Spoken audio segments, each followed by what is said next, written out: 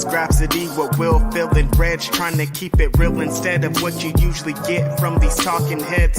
It's Grapsody, we're here to fill the void. 3 black fans, different perspective, gotta fill your voice. Coming with the podcast, talking majors, indies in between. Yeah, it's all that, and we're down with Fightful, better fall back. Coming for respect, we connect like a ball bat. No need to double check, these are all facts. You're listening to us talk raps. You're listening to us talk raps. Will, Phil, and Reg. Yeah, we're Grapsody, here to talk raps. Yeah, we're Grapsody, here to talk raps. Morning. It is indeed Grapsody, and we are here to talk raps. I'm Phil Lindsay, of course, not alone. Here with my righteous co-host, Righteous Reg. What's going on, bro? In the building, it's your boy, Media Man, your favorite rapper, your favorite writer, your favorite podcaster. I've been doing a lot of writing, I've been doing a lot of rapping, and I've been doing a whole lot of podcasts and been super duper Media Man very recently. Very excited about some developments that are developing that are soon to be released that people can't talk about. But there's a lot of very cool things going on right now behind the scenes. And when they're in front of the scenes, everybody's going to be super excited about it. Philip Lindsay, how are you, man? What's going on today? How's Chicago? Is it hot out there? What's summer in Chicago hitting like right now in August? As in, I'm going to be in Chicago at the beginning of September. What kind of clothes should I bring? Prep me for this because I don't know nothing. It might be trying to start getting cold by September. It might not be that bad though. Okay. But no, it's really hot here now. That's the thing here. This is the city of extremes, man. Like when it's cold, it's really cold. When it's hot, it's really, really hot. So it's been really hot and but now it's like raining and stuff. So it's been like real hot and humid. That just don't even sound right. Like Oakland has the most perfect weather. I come from Bakersfield where it's 115 degrees. The norm right now, like my people over there are burning up to death. But over here in Oakland, it's like 80 degrees. Like it's been like most of July and a lot of June was like 69 degrees. I was like, what a great life. I had on a hoodie, sweaters, all type of stuff. They do kind of get like around October, it'll be like fake summer. All of a sudden it's like 85 degrees and 90 degrees. And you're like, what's going on here? But definitely a big change and worth it over what I usually experience. Gotcha.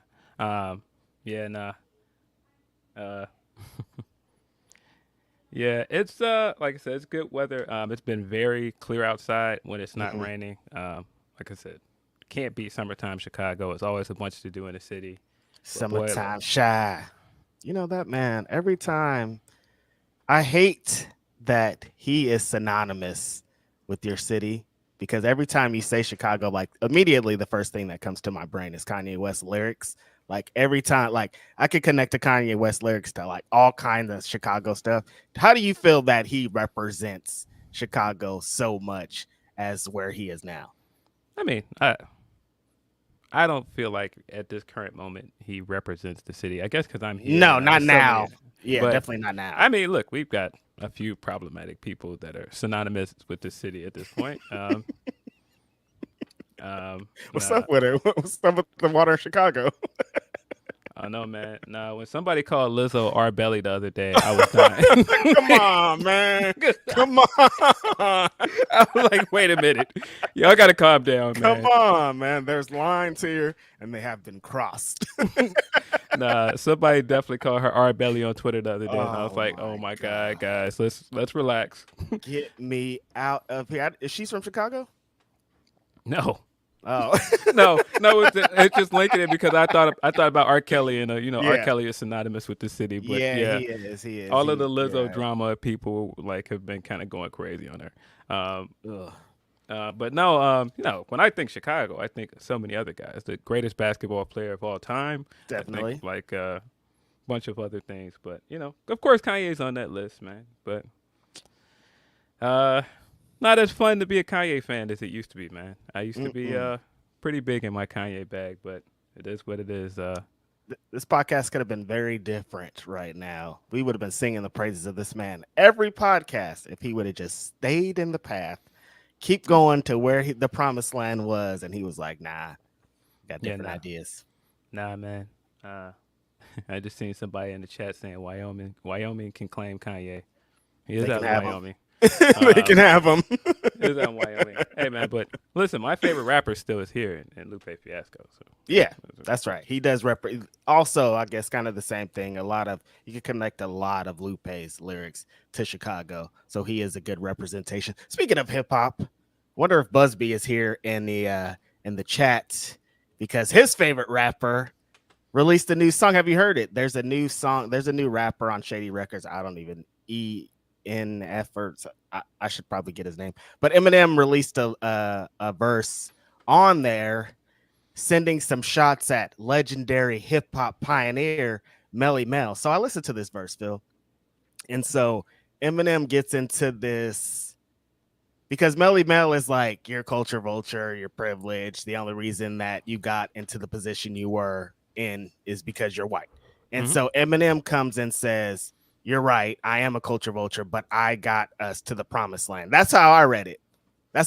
I read it. He was like, yeah, if it wasn't for me, we wouldn't be in Germany. We wouldn't be here. We wouldn't be all these places. If it wasn't for me coming in, I took it to higher heights. I got us Grammys. I got us all this stuff. And I was like, ooh, that's not how Busby felt. Of course, I read some of his tweets and he was like, Eminem was spitting going in. So I'd like to hear how he feels about it, because I was like, hey, yo, like, you are,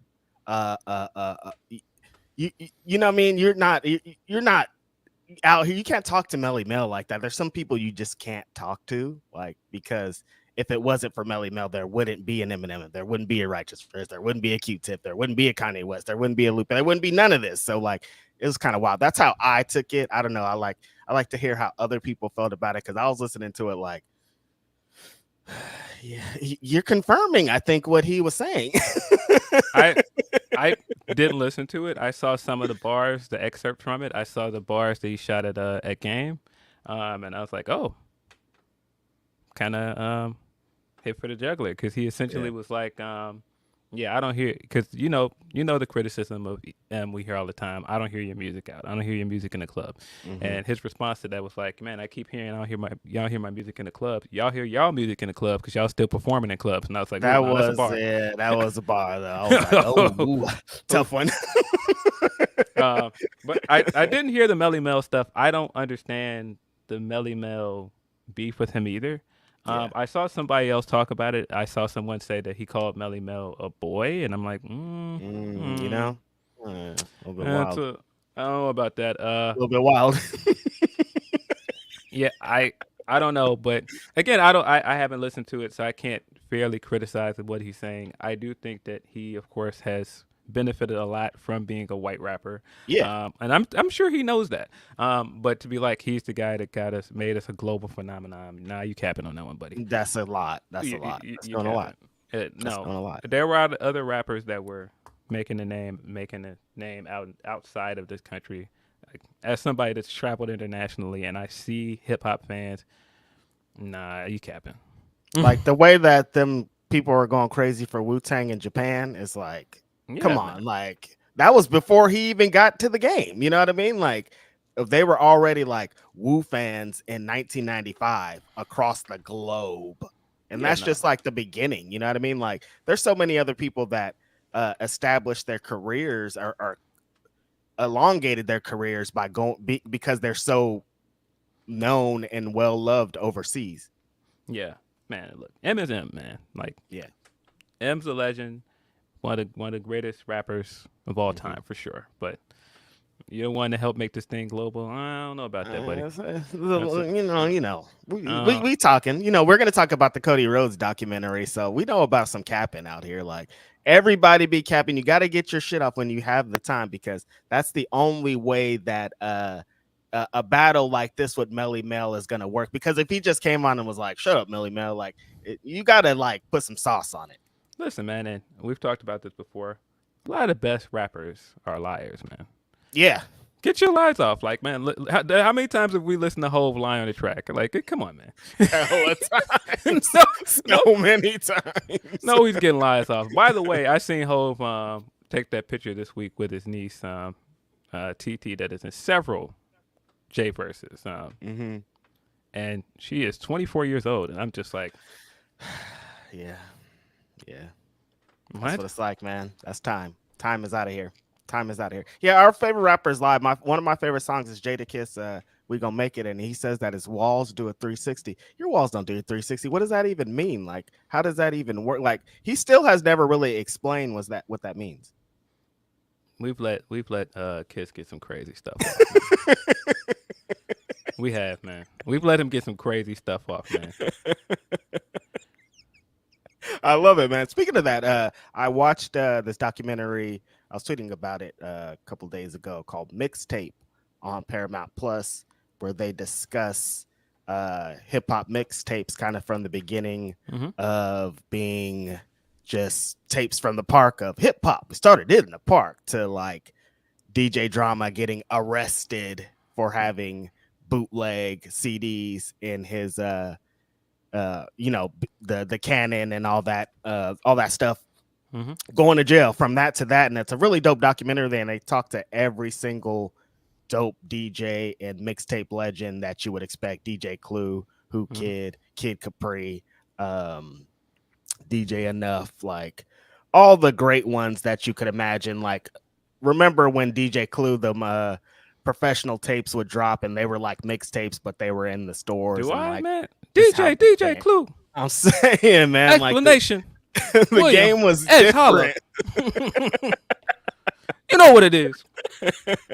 But yeah, they talk about like how they would get those exclusive freestyles. They talked to K Slay, rest in peace to K Slay, and he said that he would pay the interns at all the record labels $100 because they're getting paid nothing from the record labels. So if DJ K Slay would give him $100, he said he would tell them to go and grab when their boss left, grab the master of whatever song, go and record it, then take it back and then give him the recording. And then that's how he would have all the hottest freestyles. And artists and record labels would be like, how did you get that? They tell a story about crazy. I've never heard that. They tell a story about DJ Clue. He's like, yeah, one day Big Pun was mad that I released one of his freestyles. And so they booked me for a show. No, it was Who Kid, not Clue. It was Who Kid. He was like, they booked me for a show. And I thought I was going to go and DJ. And he's all, when I got there, they kidnapped me. And so he's like, they had me in a van and they pulled out guns and all this. And Big Pun was like, I know what you're trying to do. I know you're trying to get your money. I know you're trying to get in the game, but this is different. There's like Latin Kings involved. Like there's a lot involved. He's like, if you release another one of my songs, it's not going to be as nice as this here. So, yo, but I just had a conversation like not too long ago with friend of the show, Emilio. And I was just talking about how, Drake just did that interview with Homegirl in bed, Bobby, that's her name. And people were just like, he's got to do real interviews. And I'm just like, guys, everything is different. Everything has changed. Yep. I remember when you had to tread carefully as an interviewer in hip hop because you can get your ass beat. Straight. You ask the wrong question, you can get fucked up.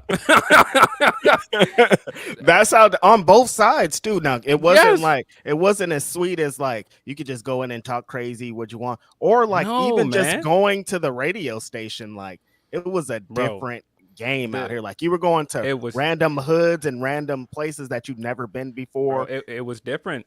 It was different, bro. What Act does on the internet now, bro, somebody would have been hemmed him up by now. Like, no. They tell those stories of like when the East Coast versus West Coast beef would happen, and like Pac or Biggie would be on the opposite coast radio station, and then a bunch of gangsters would pull up to the radio station because they know where you are right now. You're talking live at the moment. Like it's so like Drake did that weeks ago. Like you don't know where he at now. Like he ain't at that same. That's what place. I'm saying. Like, it's just different, man. It's not what it was. Like that when Baby pulled up on not Hot 97, but on Breakfast Club, that was tame. Like no, you could for real. That was tame. You could for real get fucked up, bro. But which still is a classic moment. One of the best ever. Baby pulling up on Breakfast Club will never not be funny to me. Every now and then I go and look for it just to laugh at it if I need a quick laugh, man. No, Charlemagne got like there's a compilation of him like it's like Charlemagne saying and doing wild things, and like he just does not care. Like he's one of the wildest hip hop journalists there is because he'll ask every question. Like, there's not anywhere he won't go. Like, he be wilding very often, but like Yes. as a straight up hip hop journalist, he's one of the best. Yeah, no. Somebody just sent me the clip of him asking Magic that question. Have you seen it? Mm-mm. Magic is like getting into something because this is Charlemagne's thing. He'll just completely derail a conversation with a question out of Totally. nowhere. Like he's talking about something that was completely different, and out of nowhere, Charlemagne goes, "Man, you ever wonder what city you caught it in? Like you might pull up in this city." Oh, like, I man. did see that. I was like, "Yo, wait a minute, you can't do that. You can't say that."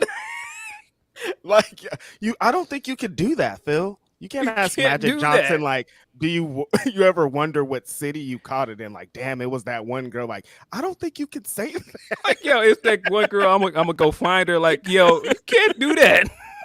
What are you doing, Charlemagne?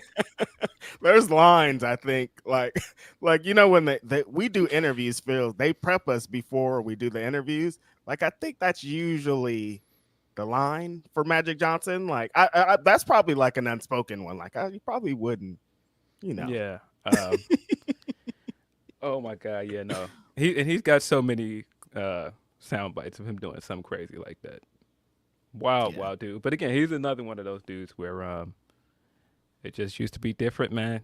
Used to and definitely used to be different for women. I think that was one of the talking points I saw with the Bobby chick, and people were like, we need to see more black women in this space being able to interview hip hop guys, and we need to elevate more black women, and we do. But man, I don't think people remember how black women used to be treated in this, man. Like the stories. We all know about Dr. Dre and D Barnes. This is what I'm saying. The stories of this and how, for real, like I said, yo, you could get beat up as a hip hop journalist, man. For real. Like, And not like verbally. I'm talking about with fists and kicks. Yeah, and so, some of the women that were in this space that did not get their flowers or did not get treated well, man, it's kind of no secret why there aren't a lot of black women doing it now. And when you hear the stories, because they tell stories, like Angie Martinez tells, like everybody tells stories of like how just vile and disgusting a lot of artists, just them trying to get interviews and talking like the crazy things that they had to go through to do it. So yeah, I understand. Like, I would be like, why would I ever want to go and be in that setting with, and put myself in that vulnerable position with these crazy rappers, man? Because rappers are still wild, man. Like Drake, he's the number one guy for a reason. yeah, Like, Drake, you know what I mean? Drake is mostly harmless, even though Drake got on that Travis record and was he was talking pretty reckless. He was talking spicy, man. He was talking real spicy. But you know, it is what it is. Have you relived that Travis album? Have you went back to it? No. I mean I'll put certain songs on that I like off of it, but I've seen a lot of people kind of echo your thoughts that it's kind of vibe music. It's kind of soulless music that doesn't have like any real like. There's like no real like subject matter. It's just like it's just there for vibes, man. It's just there because it sounds good, man. And I'm sure like if you're partying every weekend and hanging out, like it's great. Like put that Travis on, like everybody's lit. But like I'm driving down the street on 9 to 5, like I'm not like what you talking about, bro? I'm not gonna be playing this at 11 a.m. This is loud. Yeah, nah. But it's a pretty good album, man. I don't know. It's there for it, man. I definitely see a lot of people that are kind of echoing your sentiments about how it's basically just like festival music.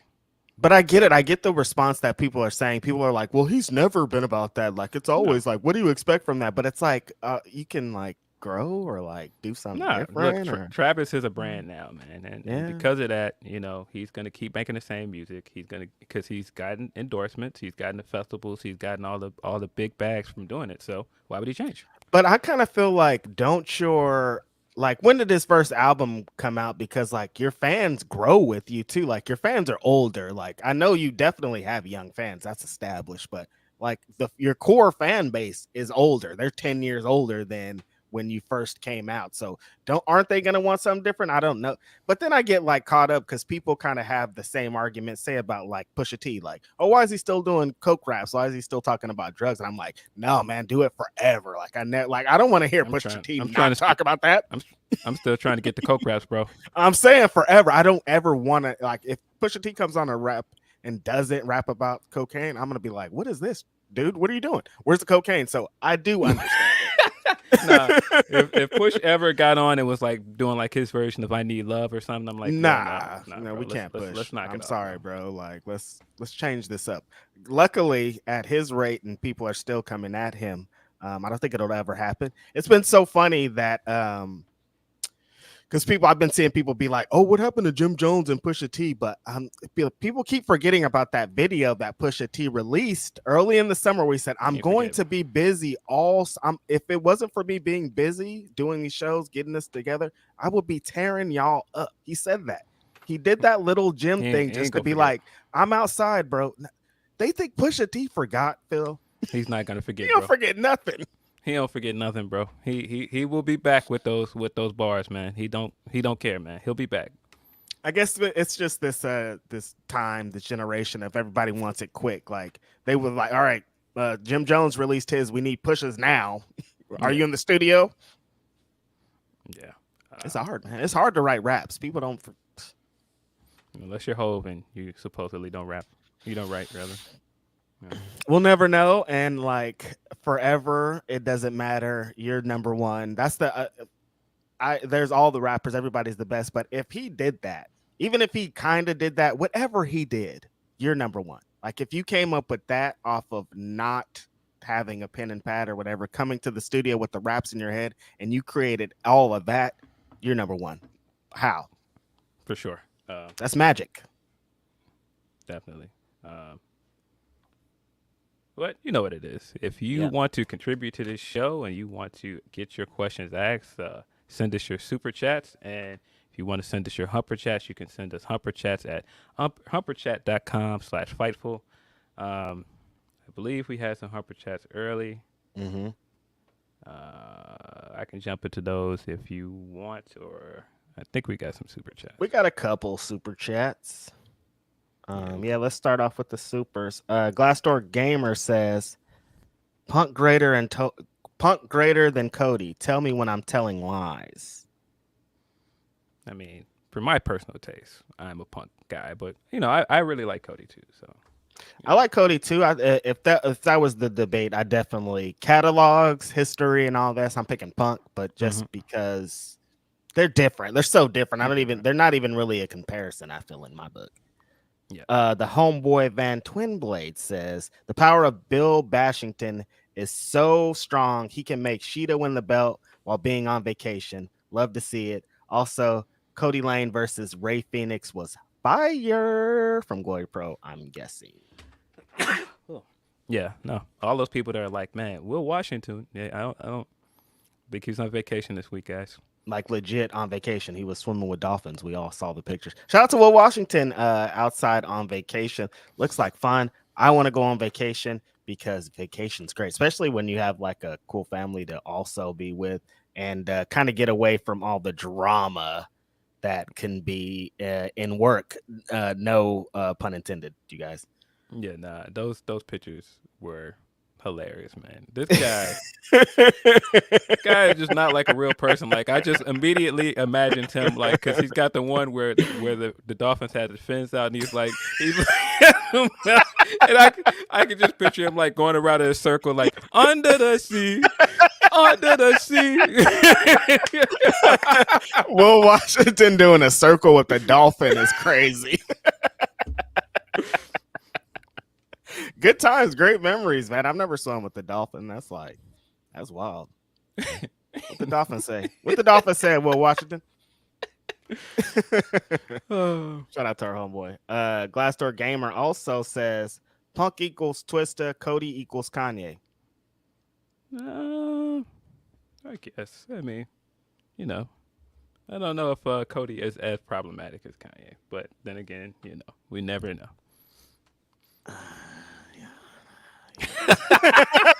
You never know. You know that's it. You never know. Mets fan for life says, working today, just wanted to say, what up, turds? Yo.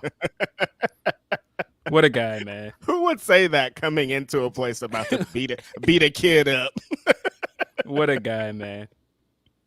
We're definitely going to get into the greatness of what that was. Thanks, Mets fan for life. Shout out to you for that super chat.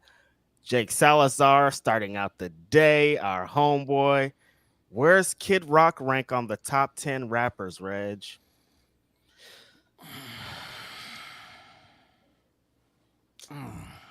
Jake. Come on, man. I mean, it's topical. Come on. He'll be in the building tonight in Detroit. But, yeah, nah. Phil, why are people so mad? He's in their Hall of Fame. Yeah, no, he'll be there. But why do they be acting like this is the craziest thing in the world? When's the last time Kid Rock did outright rap music? He does a lot of his country stuff. He does a lot of his genre bending kind of stuff. They know his music sounds very white now. They know what that bag is. When's the last time Post Malone? Remember Post Malone? They were calling Post Malone a rapper for years, and I was like, "Stop it, you guys! I know what this is." And now he gone. He gone. He definitely gone. He's got an album coming out this year, doesn't he? It came out. Oh, and it hit. He knows his market. He knows his market, boy. He's gonna. That's one of those he came in the game, got off, rode hip hop's back, and I said, "Don't let this guy ride our backs, you guys." And then left us. They always let him ride the back, bro. They always do. Left us. I wouldn't even rank him in the top 10 white rappers, Jake Salazar. He had his moment. He had his moment for a minute. Remember him on stage with Run DMC, and them rapping, him throwing a mic back and forth. Yeah, listen. That was a long time ago. I'll be completely transparent. If this was 1999, Reg, this be a completely different answer. He would probably be up there. But that's a different story for a different day. This is 2023, Reg. That's a look. ECW was a huge influence on me. Wrestling in general. You put anything that was involved in wrestling, the music, Limp Bizkit was, I can't even tell you guys. Still, it's just there's memories ingrained inside of me of being powerbombed in someone's backyard while Limp Bizkit blares over the screen, over the speakers. It's these memories, if you have memories like that connected to your childhood and some of your favorite memories ever, it's hard to get away from that. But don't be gross, Jake Salazar. Kid Rock. And he's starting the show tonight, ain't he? Yep. Why? He's doing a narration for the opening. Okay, I was like, if he gets a performance, I'm like, I think he's performing too. I would have take 5 of Beth and Trish over Kid Rock. But that's another story for another day, you know? Yeah. Last year. I'm putting a little je ne sais quoi on it. Sheeta is champ again. Now we need stories, characters, progression, and matches against the likes of Athena, Willow, Riho, Emi Sakura, and other Joshi. Yeah, I'd like to see it, man. I think the Athena match is a big one. Athena has already put the nudge. Hey, I see who's champion out there in sweet form. So yeah. And it's just right there. That one is just so right there. They both have talked about it in very extensively. We know that they want it. And imagine, Phil, Sheeta is on fire and Athena just is on another planet. Imagine them two wrestling right now, bro. Love to see it. It's crazy. Leonard Aarons III, our homeboy, says Gato had a block with the new Musketeers plus Kiyomiya, and he got Hikuleo in the quarters. Why, Gato? Why? Yeah, I've seen a lot of people talking about this, that the quarter from that block is now going to be Sonata versus Hikuleo. That is definitely not how I thought that block was going to end. Sicko mode. But that's where we are. You know, Gato is he'll shoot 95%, but that 5%, you're like, hey, yo, what's up with that 5, Gato? What's going on over here? But I think that's just it's wrestler, man. Bookers, no one could get it 100% right. They don't allow you to. If anybody was getting it 100% right, they'd be like, you can't do. Somebody would come and snatch away. You can't be 100%. I mean, Sonata's gonna be the guy that comes out of that block. It's pretty of course. clear. Of course, it doesn't matter who's on the other side. It's Sonata. Yeah, Sonata's gonna win that block. So it is what it is. Black Macro Kid says the Bree Woo agenda is in full effect. Let that man kick out the one winged angel. Whoa. Whoa. Also going to Collision tonight. We outside, baby. Yeah, we're definitely gonna get into that great Collision show that you're about to see tonight. That's gonna be dope. Where they at tonight? I don't remember. I'm sorry. Yeah. So a I don't Washington remember. question. Forgot he's not on. There's still remnants of me thinking that he's on this pod, and it's questions like that. Like he would have been like, "Oh, they're already blah blah blah," but you know, Nah, nope. He's out there swimming with dolphins. under the sea. Everything's hotter under the water, under the sea. Did you watch the new Little Mermaid, Phil? I am not. No, not on the agenda. No. Mm. No. So oh my God. Somebody also pointed out with this dolphin picture, like, man, you see this guy out there with the dolphin? Fade still completely perfect. None of those curls are wet. Hair is still dry. Crispy, bro. Crispy. This That's guy, legit man. what I was thinking. I was like, damn, he got the nice fade. The dolphin got the nice fade. They faded up right here. The Fade Bros. Y'all posted up. That's a mixtape cover right there. What a guy, man. Outside with the Will Dolphins. Washington. I'm outside with the Dolphins. So he started calling us gangs. No, I'm outside with the Dolphins right now. Oh. Miami. Jake Salazar also says, "Ball with the Ball, top 10 rap song. I'm done trolling." I don't believe that last part. I don't think you're done trolling for the day. I was about to say, I don't believe you. And I mean, look, Ball with the Ball was a big record at the time. I'm telling you. It was huge, but top 10, like, come on, let's knock it Top off. 10. Let's Right? cut Like, it off. what category? Like, songs that The Undertaker came out to? Maybe. I don't think he did. Kid Cash and ECW did come out to that song, though. Glassdoor Gamer says, Cody's next rhyme should be on a Cisco beat. Jada. We'll get into it more when we get into this Cody talk, but that picture that they had, I guess it was from one of his modeling headshots where it was like black and white, and he had like the low cut, and he had the nose ring. I was like, yo, Cody Rhodes has lived 1,000 lives, man. This guy is incredible. He's from Atlanta. He from Atlanta. It makes sense. Like you'll be in some wild different circles out there. He came through. I mean, you know. Yo, that some of them pictures I saw, it looked like he was ordering the white Hennessy on the rocks, bro. Like, now every time I get a white Hennessy on the rocks, I'm like, let me get a Cody Rhodes, and they're gonna be like, what? Yeah, no. What they call it in Atlanta? A Chris Evans. That's what they call it in Atlanta. It's now the Cody Rhodes, baby. You know, Cody Rhodes King of the South. 1,000% has one of the, you know, like the glass with the big sifters. rock. Yeah, big sifter. Cody Rhodes, him and Brandy getting their shit off. Shout out to Cody Rhodes, man. He's better get a big victory tonight. We're also gonna get into that. Okay. We're in the D, man. We gotta see Brandy, man. Like, this is their hometown. Look at this, man. Now straight up, let Brandy get her thing off in the D. Man, connecting. Kid Rock, he's back. Stereo Academy says, best Drake and Hove collab. For our money, it's Talk Up. Fightful the Gang, Grapsody the Gang. What's your favorite Drake and Hove collab? It's probably Talk Up. Like, well, no. Even though, you know, it's basically a Hove track because Hove basically kills this thing. It's probably Pound Cake. That's what I was gonna say. Mine's is Pound Cake, man. Like the way that beat Drake goes off, but Hove is just like that's vintage Hove right there. Hove went nuts in there. So, yeah, it's probably Pound Cake. Yeah, 1,000% Pound Cake. Vintage Hove, 2 verses. Like you can't get better than that. Like that's one of those. Like I remember one time Kanye said that before my Twisted Dark Fantasy came out, he thought about taking the Nicki verse off because he thought it would outshine the whole song.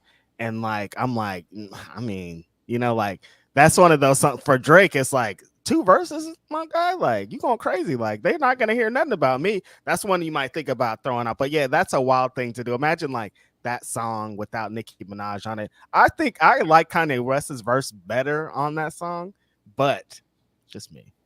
Yeah, nah, I'm a big fan of the Kanye verse on that one. Yeah, but The best living old dead, hands down, huh? yeah, when he was getting his juvie ad-libbing, huh? And my eyes more red than the devil is. No, that verse is hard. It is. Yeah, it is.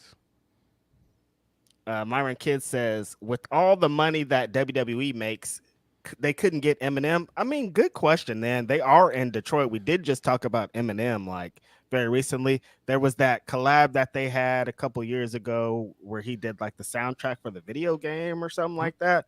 Yo, like, what's up? Like, why are we? What's going on here? Money. They got to pay M, Money. and then M got to He's be a lot of interested to money. do it. M's a lot of money. Because look, just so last week there was the boxing fight. He accompanied Crawford to the ring, but he ain't say one word. Like, I'll come, but saying words is a lot. That's another price tag.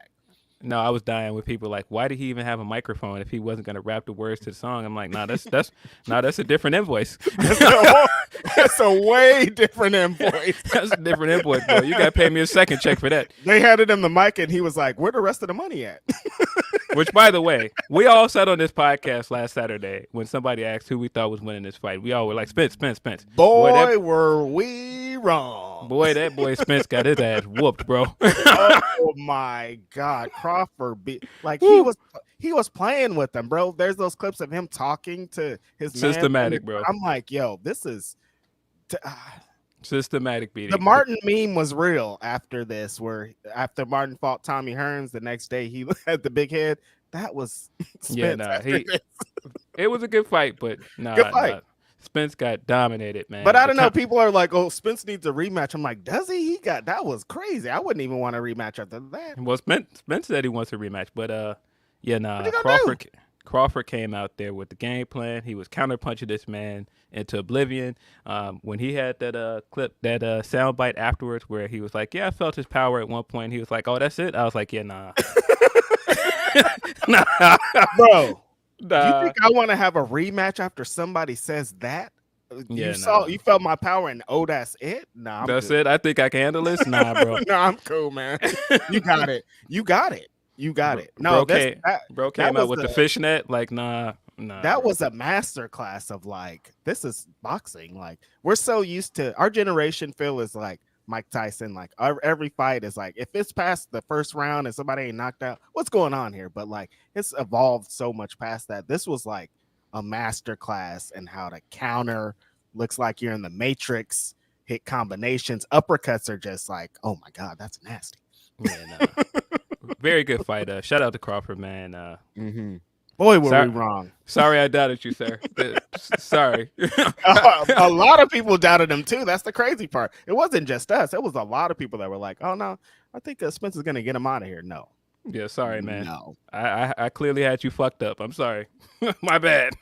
There's it's a big night tonight. We're going to get into, there's another boxing fight tonight that people are probably interested in. Somebody that's in one of the matches in the show we're going to talk about. His brother, Jake Paul, is going to be taking on Nate Diaz in a big boxing fight. Big one of those. The celebrity, it's not even a celebrity one because Paul has had a number of boxing fights, and Nate Diaz is a professional fighter. So this is different than when Paul fought Nate Robinson. Man, I saw that clip again recently, and I was like, damn, I forgot about Nate Robinson, bro. Remember that? Yeah. Oh, man. Woo. Culture was down bad that night. It was a rough night for us. Van Twin Blade also says, serious question. When and should Danny Garcia start coming out to Pony? Nah, that might be kind of hard though. Daniel Garcia coming out to Pony. I'm guessing, man. If that's what Dan wants to do, man, I do think it's wild from coming out to this like super hard, gritty West Side Gun record, then coming out with Genuine hitting the pelvic thrust on them. That's crazy. That's a crazy rebrand, bro. The clip of Genuine jumping on that speaker and falling back is just gonna consistently replay in my brain, so it would not work. Genuine is the funniest, bro. There's some like It's so difficult because Fam. today, like our legends and like a lot of our hip hop legends, I'm like, stop talking, stay at home, get off the internet. But then there's like another side, like some R&B people, some other hip hop legends that are just like embracing like being in the Yeah. game for so long and just having a good time. Genuine is having the best Bro, him doing that dance on doing same OG is still hilarious, bro. His face kills me when he be really getting into it.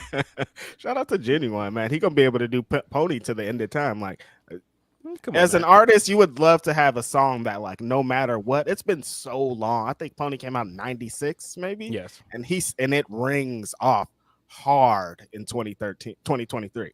Yeah, nah, man. Light skinned legend. Genuine, man. 1000%. R&B legend, bro. We all know about his infamous 106 in Park performance where he comes out on the gurney and gets brought back to life with dance. Genuine is the wildest. I completely forgot about that. Forgot about that. You forgot when they brought him out on the gurney and revived him back to life. I completely forgot. Wait. I completely forgot about that, man. Genuine, man. The definition of extra, bro. I'm telling you. We gotta get him a tiny desk at some point, bro. No, for reals. For reals. That would be fire. Our homegirl Shanika has been a while. Thanks for the super chat. Says, hey y'all, been a minute. Just wanted to drop some love. Appreciate that. Appreciate you. And last super chat for now. Rovan F2 says, would love a time limit draw banger from Hikaru and Athena, culminating in Athena win at a pay-per-view. Yeah, I mean, look, get us the match. However you decide to get us the match, whatever the storyline, wherever you're going with this feud, just get us the match, man, because the match is going to cook. I'm excited to see. We're going to get into Shida, what she does here. So Athena definitely has to be on that list of potential matches. Yeah. Jump into some of these humpers. I think somebody sent us some. Oh, we got a few. See, from Black Phoenix Brand, my original question was going to be, do you think Swole will ever come back to AEW? But considering the current drama of the women's division, I doubt it. So, how do you think the Kingdom will fit into the MJF and Cole storyline? Thank you. Yeah, the first half of the question, I think you've answered your own question. But how do I think the Kingdom will factor in? I don't know yet. I think what they're doing with it is super interesting. I think the promos that Kingdom have been cutting are great. The vignettes are great. It does feel like they're starting the He-Man, Adam Cole hating club over there. But I'm thinking it might be a little swerve. I think Adam Cole might be puppet mastering from the back because, like, that is his original crew. You know what I mean? Like, it's not like there are some outcasts, and they've always shown love for Adam Cole. And Roderick Strong just been like, I don't know what your man's been on, man. I don't know what your man's been on. That hissy fit that he threw after the match with his neck brace on, I was like, what's up with Roddy? Wildin', man. I'm in for the story, man. I'm in to see where this goes. Me too. Let's see. For Grapsody. That's us. From Derek for Grapsody. I watched RVD and Jeff Hardy fight in Cleveland for the hardcore title in 2001 Invasion. Seeing them this Wednesday at Columbus is going to be an intense nostalgia trip. Yeah. Very excited to see RVD. RVD is one of those guys from that era. Just, I don't care when you hear his music, it just takes you back. Like, he's one of those guys, he's got that call and response. The second you see those hands go up, you're hitting the thumbs with him, man. Come on, bro. What was that? Who sent that Humper chat in? Derek. Oh, Derek. Shout out to Derek. You just unlocked a wild memory in my brain of thinking back to watching that Invasion pay-per-view. That was my most anticipated match going into that Invasion pay-per-view because in 2001, I was obsessed with Rob Van Dam coming out of ECW. On the ECW side, he probably was like my favorite wrestler. And then on the WWF side, Jeff Hardy was like the coolest wrestler in the world in 2001. For them to go and have that hardcore match, and the rest of it was on the line, but that match definitely delivered. They both gave exactly what they did. And so to see them again both kind of in these new matches like Young Bucks. We've seen the Young Bucks and the Hardys before, but like it's gonna feel different because that's what they do. And then seeing RVD against Jack Perry and the evolution of time and all this is just like they still out here. This is wild. Yeah, it's really cool to see that come together too. Because RVD did tweet that thing where he was like, I've seen them, show love to other ECW legends. Be cool to get over there. So exactly, it's cool that finally came through. And it's RVD, baby. Come on, one of the greatest of all times. Rob Van Dam. One of the greatest for sure. Again, trash stand-up, but great wrestler. Trash. I completely forgot about this stand-up story. Let's see. Show. From Tony P, you had a lot of fans in I Got This Cleaner mode after the Lufisto interview. Personally, I knew it got out of hand when you had indie wrestlers and Bailey jumping in. A lot of fans need to realize there will always be workplace issues everywhere. Another one from Tony P. He says, fans need to realize they can make the situation worse than what it really was beforehand. Now, on a more positive note, the Elite signing back with AEW is good for not only AEW but wrestling overall. Let's get into it briefly. So the LuFisto thing took a turn this week. Of course, this started because the sign at the show, which is kind of the jumping off for a lot of stuff for the last 2 weeks. AEW had the match that people were not a fan of, and Britt versus Ty. And afterwards, of course, we got the sign that lingered on screen for a while, and that made its rounds on the internet.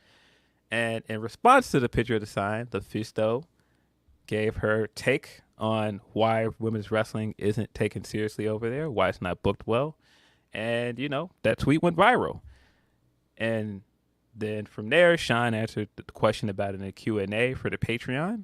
People took that a little out of context, and that was another piece to the saga. And then, to add even more to the saga, Sean reached out to LuFisto for an interview this week and asked her to elaborate on the tweet. And we got a lot to unpack in this interview. To say the least, Philip Lindsay. We got a lot. She went on to describe her experience working there and doing the dark match back in April of 2022. She got into some seemingly personal stuff with certain wrestlers. It was an interesting interview. I thought it was a very good interview. I thought it was good. It's tough to say good timing, but I think it was because timing-wise, it's tough to say it's good timing with the Sheeta stuff happening this week and with them trying to move forward from a lot of the backstage drama stuff. So it's tough to say it was good timing. But in a sense, I think it was good timing on Sean's part that this tweet did do well. And this is what you want journalists in our space to do, is to follow up on these things with AEW and with the talent. And he did that. And so I thought it was good work on his side. Not just saying that because, happens to be our boss. Yeah. Look, sometimes it's not the right time for a revolution, but the revolution is needed. Like let's not try to be obtuse. We've came on this podcast every single week about women's wrestling in AEW. There hasn't been 1 week where there's been some positive notes, but 1,000% more negative than positive. Let's not beat around the bush. Most people are complaining about time. Most people are complaining about matches. Most people are complaining about not enough anything given. This isn't, LuFisto didn't say anything that people haven't said before. She didn't say anything brand new that people were like, wow, we never said. This has been a consistent topic of conversation. So let's not ignore that. So it's uncomfortable. Like, oh yeah, Sheeta did come, but what is Sheeta a response to the stuff? I don't know. We don't know. And so I did see a lot of people that were being a bit disingenuous in the sense of going, oh, well, this ruins Sheeta's moment. This ruins what they're trying to do. No, it doesn't. Those things exist in completely different categories. You can still enjoy what they're doing on the show, but also take this for what it is. It's just somebody's take on what happened there. And so here's my thing. Do I think that she was the best messenger in this situation? Do I think that she probably not expressed herself well in some parts of this? Probably not. And that's not to say that her story in itself was wrong or her experience did not happen. But I think when you add in stuff like the stuff with Ruby that seemed like a personal thing, or Yeah, you add that's in where it gets a little bit muddy. yeah, you add in stuff that people didn't like what she said about Sky Blue, or I think that is just in a way she was telling the story. But I can see why people are like the way she chose to say those things was bizarre. So yeah, I don't. Do I think the way she decided to tell her story was the best? No, but I don't think that invalidates her main point about things that go over there. Right. And I don't think that she's necessarily wrong. Now, after that, of course, we got the locker room coming out the next day and tweeting up a storm. A lot of this stuff was tweeted at nearly the same time, which made people think that this was very calculated. It certainly looked calculated. It did. From the outside. It looked in. wild. From the outside looking in, not knowing anything, it looked wild. If you just go on and then back to back is a bunch of AEW people saying that the locker room is the best that's ever been. It's the best place they'd ever worked. It's like, that looks a type of way. Yeah, it did. But my thoughts on it stay the same. Like, if somebody is somewhere, whether it be AEW, WWE, ROH, wherever, and they come out and they say their experience there, that's their experience. I wasn't there. Yep. I can't tell them it didn't happen. But I do know that she said several things in this thing that sound similar to things other people have seen. We just seen Jon Moxley do the interview when the Punk stuff was happening, and he was saying certain things about how it's a lot of drama that goes on over there. So this isn't necessarily new. Now, do I think and some other women wrestlers, like there's been a lot of mention of what Swole and what Swole said was a lot on the lines of what she said. Ivelisse complained a lot about the AEW locker room along the same lines that Lufisto was saying.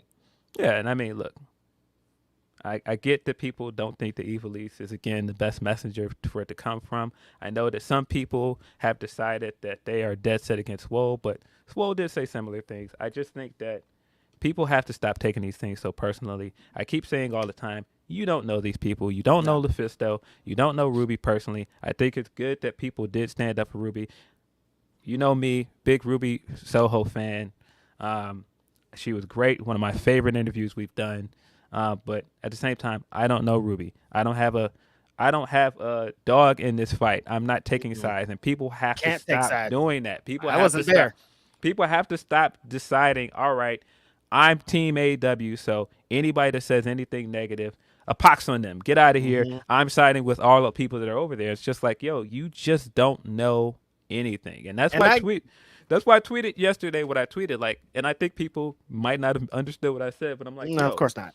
The issue here is it's all right if the talent that knows these people chime in and give their takes on it, but you as fans don't know anything, bro. You don't know these people, man. Right. Yeah, and that's exactly kind of along the lines I feel. I understand like the AEW tweeting at the same time was wild, but I also understand the message. Like, it's kind of like to me, and some people that were tweeting are in a position that is good. They feel good. They come to work. They have great coworkers. They get their stuff off. They're in matches. They're in all this. So you are talking about a great place that I work. You are saying things that aren't necessarily true, or maybe I haven't even experienced back there. So I'm about to come out and say, hey, no, it's not like that for me. Every time that I'm here, I love it. It's great. And you understandable. And it probably is for a lot of people, but you can't invalidate the things that she said. And also everybody kind of piling on and turning it into a bullying thing wasn't really worth it. You could have came in with it's actually a great place to work here, and that's it. But being like, and you're this and blah, like, why? What's the point of that stuff?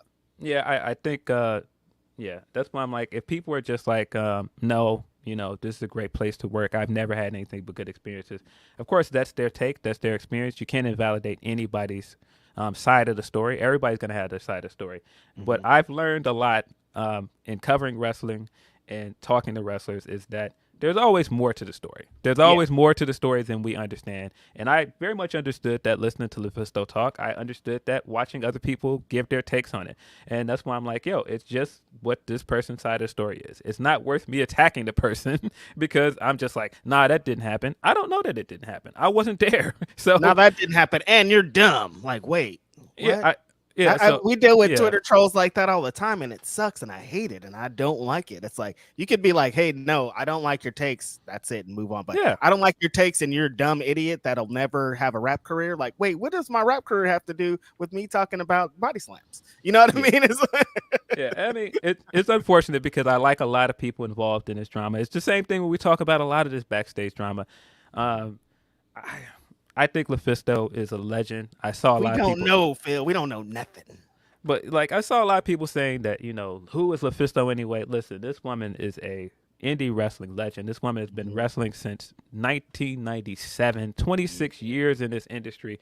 Don't just discount this woman because A, you've never seen her wrestle or you don't care about her wrestling just because she is saying something about a company that you like. I don't like that. Like if you just don't agree with what says, you don't agree with the way she said it, that's cool. But all the personal attacks, I didn't really feel a need for that. I thought that was kind of whack. But There's a certain generation of women's wrestlers that didn't benefit from the women's revolution or yes, that times like that. There's like a LuFisto, shout out to Nicole Savoy, Sarah Del Rey. yes, There's all these women's wrestlers, cheerleader Melissa, these yes. women's wrestlers that were tearing it up during the time, but weren't getting any looks at all. There was the one women match on an independent wrestling show, but then they created Shimmer and they created these other places where they went and had some of the best matches and created the superstars of the future, but they didn't get to extend on like a lot of people did. But if it wasn't for them, women's wrestling wouldn't be how it is. That's where LuFisto is. This is what I'm saying. The thing that I definitely took away from this, whether you like her message or whether you like her, is that LuFisto cares about women's wrestling, man. So she much. loves women's wrestling, and I can appreciate that. Again, do I think she chose the best route to do some of the stuff or tell her story? Probably not, but again, Some stuff could have been left out, but I can't tell how people how to react, man. I thought it was unfortunate that some of this stuff got roped in. Like, fam, we never see Ruby tweeting, bro. Like, no. Ruby is not an internet person. Like, Ruby shouldn't have been in this. Yeah, and she's not a person that tweets and gets into drama. We rarely see any of that. I mean, she even talked about that. Like, if like it felt like some of the stuff felt personal, and it's like that doesn't have anything on the women's locker room. Like that doesn't have anything to do with the locker room of your personal issue, and I think that's where it probably got muddied up for a lot of people. I will say this though. I mean, if your personal issue turns to, if I have a personal issue with one person and then she gets a whole gang of people to not like me, that's different. That's why that's gang mentality, bullying mentality, Well, I will say this. The part of the story where she's saying she came out of the bathroom and it looked like the Dustin stuff. The Dustin stuff was kind of wild. It looked like Ruby was talking about her and to Dustin, and then you got into what Dustin said to her. That is very awkward. Now, yeah, that's pretty awkward. It also seems like she had some other interactions with Ruby before this that maybe tainted that. Exactly. But it is what it is. I just think that, man, look, I just think people have to stop coming into these things with these preconceived notions, and people have to let people air their grievances, whether you like them or not, man. It just is what it is. Sometimes people are just not going to have the best things to say about things that we love. It happens, man. But yeah, I just think a lot of the stuff was very, very messy. The way fans were acting was messy. I think some of the stuff yesterday with the tweets was messy. It just was all very messy, man. Pretty nasty stuff going on there. And let's not get it mistaken. There's a lot of women's locker room talk. You hear a lot of stuff about women's, but a lot of this drama, crazy stuff, it's happening on the men's side too. Don't think they're over there having handshakes and playing dice together. No, there's people talking behind the back. There's people creating drama. There's all kind of crazy stuff going on. Not because it's AEW, not because it's WWE, not because it's Impact, because it's pro wrestling, man. That's what it's built off. It's built off. I watched The Young Rock. Shawn Michaels tried to get The Rock out of here.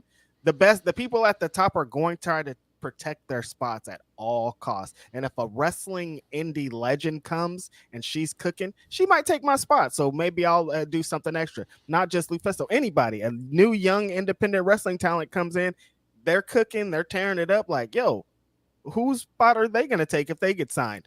I don't like that fool. What about you? I don't like that fool either. This could, you know how easily that could happen and does happen all the time in a pro wrestling locker room. Yeah, But man. at the end of the Yeah. day, I want to say I'm not choosing sides on none of this. I don't know what happened. This is a bunch of drama. This ain't nobody talking about Canadian destroyers and poison Rana. So I don't want it. Yeah, man. I just think, like I said, like a lot of people involved in this, like Ruby Soho, like Blue Sky Blue.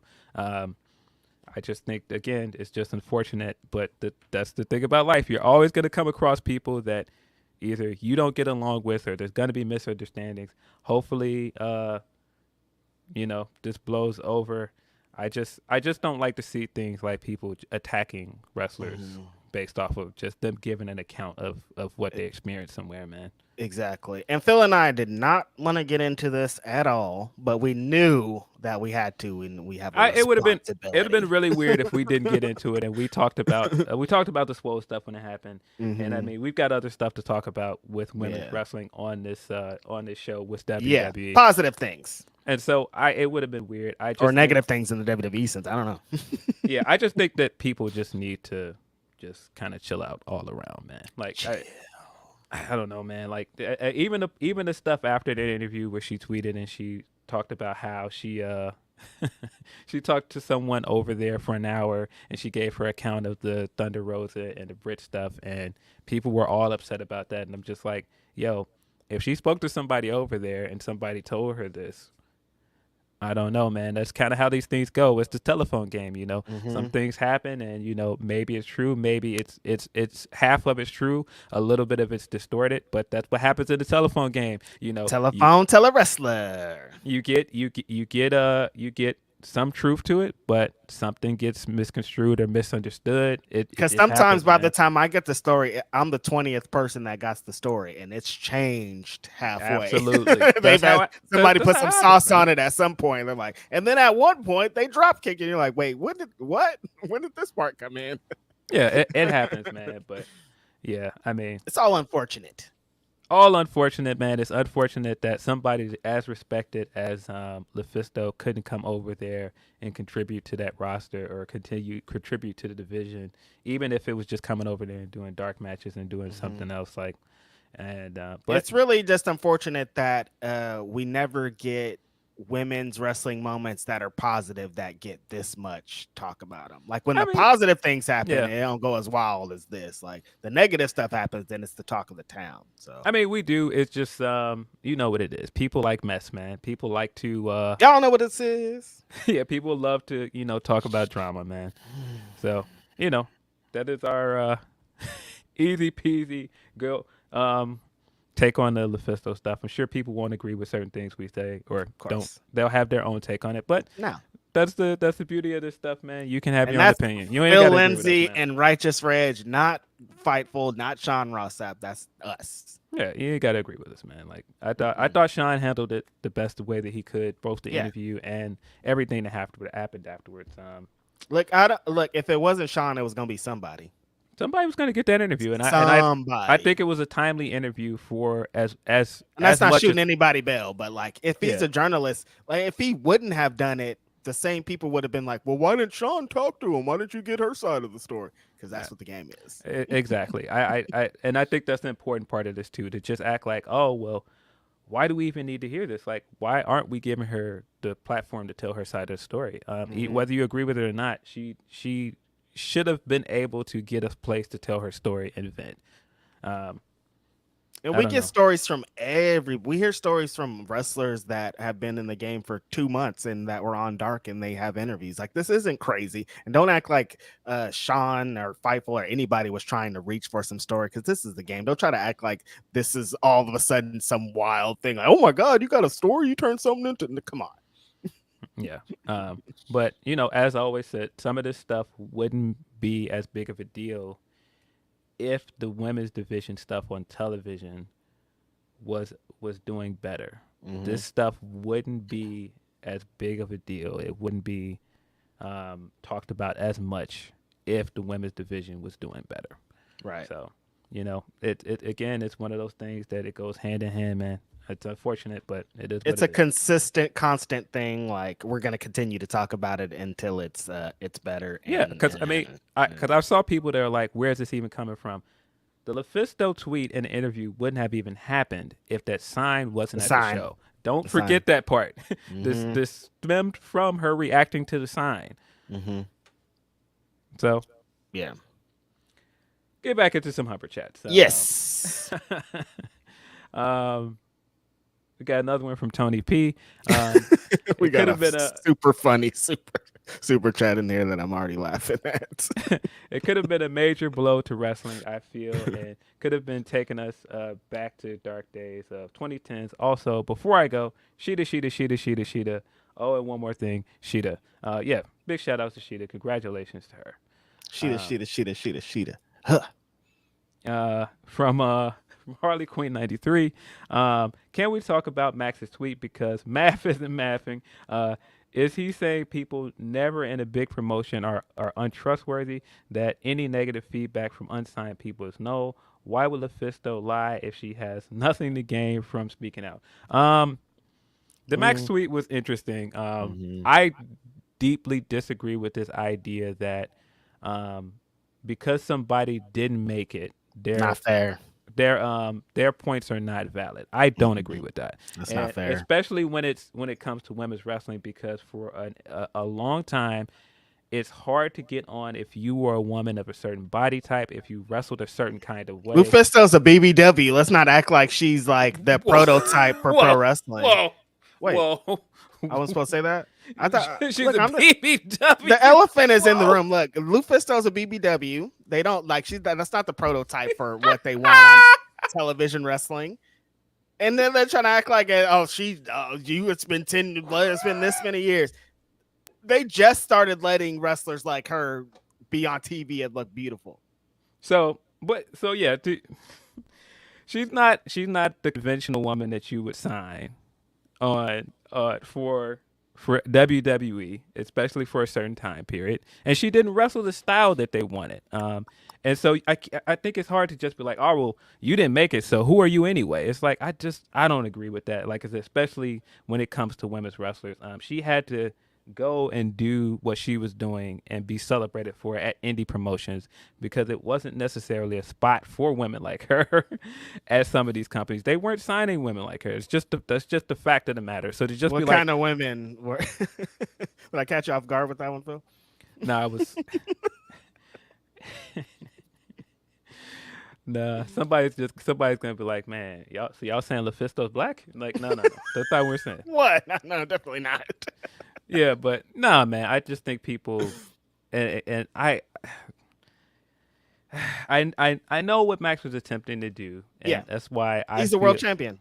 I feel, like I said, I feel like the tweets were calculated, but I also feel like when you say something like that about LuFisto, then you encourage fans to talk like that about her. And if they don't know her career, they don't know her body of work, you don't have really the right to downplay what she's done for this business.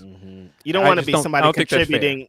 Yeah, you don't want somebody to be the contributing factors to be like fans being like, Max was right, you are this, blah, blah, blah. That just opens the floodgates that don't need to be open. And it's also different for Max to have an opinion on what is valid.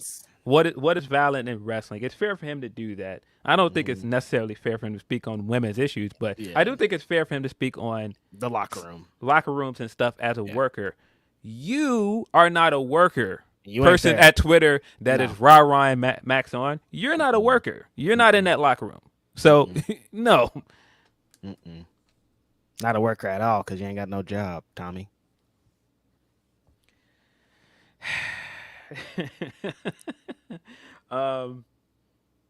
Let's see, what else do we have from Nelson Muntz? Facts, not a single women's main event on Collision in 2 months, where Punk has been in the main event 5 times already, possibly 6 tonight. 10 women in AEW right now. Not possibly. Are unavailable to be booked, and most of them have been gone for months already. I don't think it's really fair to place that on Punk being the main eventer. Seriously, I don't think. Phil's like, hold on a minute. I don't think it's really fair to be like, all right, in 2 months they haven't had a single main event on Collision. Oh, but look, Punk's getting all these main events. I don't think that's necessarily fair. I think that they can be doing more with the women. I do think we need to see more of them on Collision. I feel Dynamite. Like Athena and Willow would have been the main event, but I agree. Not just taken away. So. Yeah, I agree. But I mean, that's not shooting many bail. But I don't think that's really what this is about. I don't think it's fair to take your I don't like punk agenda and add it to this women's wrestling conversation. Because you need CM. They're trying to establish this TV show, so of course they're going to have CM Punk in all the main events. Like they're trying to establish this TV show. Yeah. There's some agenda in there. Yeah, it's a little, man. We know how Nelson Muntz gets down, man. Of course, we appreciate you, Humper Chats, bro. Another one from Nelson Muntz. How do you tell SRS you want to tell your story, and then he asks you questions? You can't even get coherent answers to his questions. I can't. Also, please send that to SRS. Also, did Lufisto? I think he means ever there. Also, did Lufisto ever counted how many women have been injured, available? Listen, all of that stuff is kind of invalid, bro. Yeah. Like, to be honest with you, like, I get what I'm not the most well-spoken person in the world. I'll just come out and say that. As somebody that hosts this podcast with Reg, and a lot of wrestlers, man, when you get them in a place where they are doing interviews, sometimes they're not the most well-spoken. I don't think it's to be said that because she stumbled through some of her answers that means anything about who she is or what she was saying. I don't think that she was really lying. fair. No, it's hard. These interviews are crazy. Yeah, and then trying to throw in, all right, well, look at how many. I get it. I get that they have had some unlucky situations with that division, but to consistently use those kind of things to try and shoot them bail or invalidate any criticism towards them, I don't think that that's cool, man. Like, again, you don't have to agree with the woman. You can think whatever of the interview, but I don't think we got to be doing all that. From Jake Salazar. So at what point do we start calling Meltzer out on his stupid bullshit?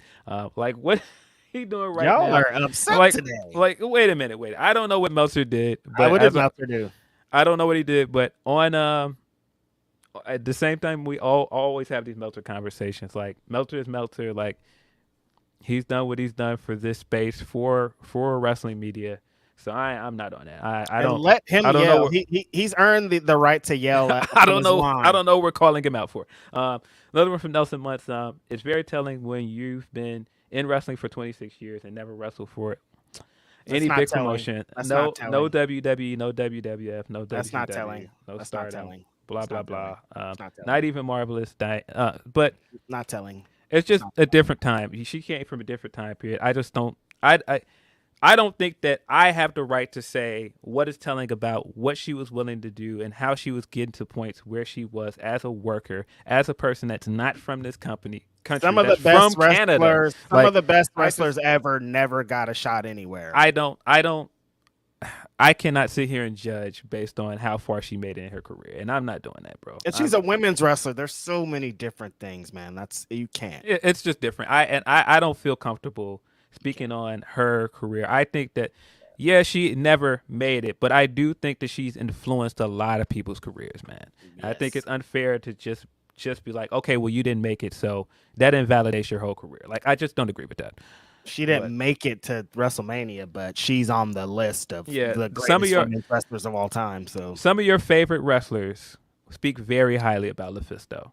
Mm-hmm. So that's just the fact of the matter. And you don't know Lufisto, man. Come on. Exactly. You don't know her. So as you're saying, you don't know her. So why are you being wild? Like, I don't know this person, but also she's dumb. Like, what? That doesn't even add up. Yeah, exactly to my point, Matt.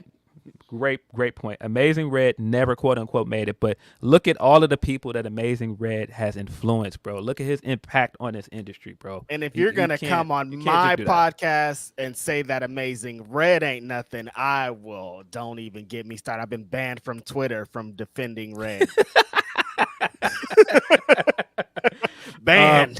I think that is it for our Humper Chats. Yeah. We got a few super chats before we move on. Our homie Jake Salazar says, RIP Angus Cloud. Man, really sad because he was my age. Yes. Rest in peace to Angus. Of course, the little bit of connection. He was from Oakland, California. He was, they found him, unfortunately, in Oakland, California. A lot of people that are mutuals are very upset this week. The young man was featured in Euphoria, but way deeper beyond that. He made a very big impact and personal connection with a lot of people from Oakland, California. They have just the way that people have been talking about him. He felt like some energy that helped and encouraged and a lot of lives, and it's very unfortunate what happened with that, man. Yeah, rest in peace. I definitely, man, depression is something else, man. Like, and his pops had just died, man. Yeah, so like, his pops just died, and it seemed like he was having a hard time with that. And as somebody that lost a parent, it is very, very difficult to deal with. Grief is a very difficult thing to deal with, man. So of course, rest in peace to him. Condolences, family and friends. Mm-hmm. Oakland, California. I'm gonna go find his mural. They put up like a new mural of him here. Chi-Town Spurs says, "Don't tell anybody, but Rampage has been pretty fun recently. Last night's might have been my favorite in years." Shout out to Chi-Town Spurs. Yeah, big show last night. I think Chi-Town Spurs said it perfectly here. It's been quietly about it. Like, people aren't like, nobody's really like, hey, Rampage, but they've been quietly putting on some bangers. Rampage has been a lot better than it was for the last few months. That parking lot fight was really, really good. Exceptional stuff. Continue to say Blackpool Combat Club is a fantastic heel stable. They're just a bunch of maniacs that just go into every match trying to beat their opponents down and just completely demoralize them. I love it. BCC. Yeah, I had to get a chance to watch Rampage because I was, of course, at the Hood Slam show last night. Shout out to the people at Hood Slam. I want to get into that a little bit before we move on. Was at the Hood Slam show in Oakland. Hood Slam, of course, has been a long time promotion run out here in Oakland. I've talked about them many times. These shows are so insane. Last night's show was at this club called the Continental Club in Oakland. This was one of the loudest wrestling shows I've ever been to in my life, and I've been to WrestleMania. I don't know if it was because of the space or what was going on, but these people were so loud. My ears are still ringing right now from the loudness of the show. Everybody was amazing. It's such a great atmosphere. It's in a bar, like I said. People are drinking. Most of the fans are not wrestling fans. Most of the people are only Hood Slam fans. They don't know anything about wrestling. They only know about Hood Slam in Oakland. It's amazing. I've had many a times when I tell people from Oakland I meet a new lady or something. Hey, what do you do in your life? Oh, I work. It's always the same every single time. What do you do? Oh, I'll be podcasting and talking about and writing about pro wrestling. The response every single time. Oh, have you been to Hood Slam? It never, ever, ever fails. These people that don't know anything about pro wrestling, they know about Hood Slam. So shout out to Hood Slam. Shout out to Dark Sheik. She's the greatest. There's a lot of great stuff happening there last night. They had some tournaments. If you want to catch up on Hood Slam, it's called We or You Up. You could see it on Fight Plus along with a lot of their catalog. So if you have Fight Plus, you can see them in a lot of dope independent wrestling promotions. This is the super chat that you guys are just silly. This super chat is from Sir Isaac Newton. He says, "Shout out to my boy Gravity, TV title tournament finalist." Y'all are silly, man. Y'all are so silly.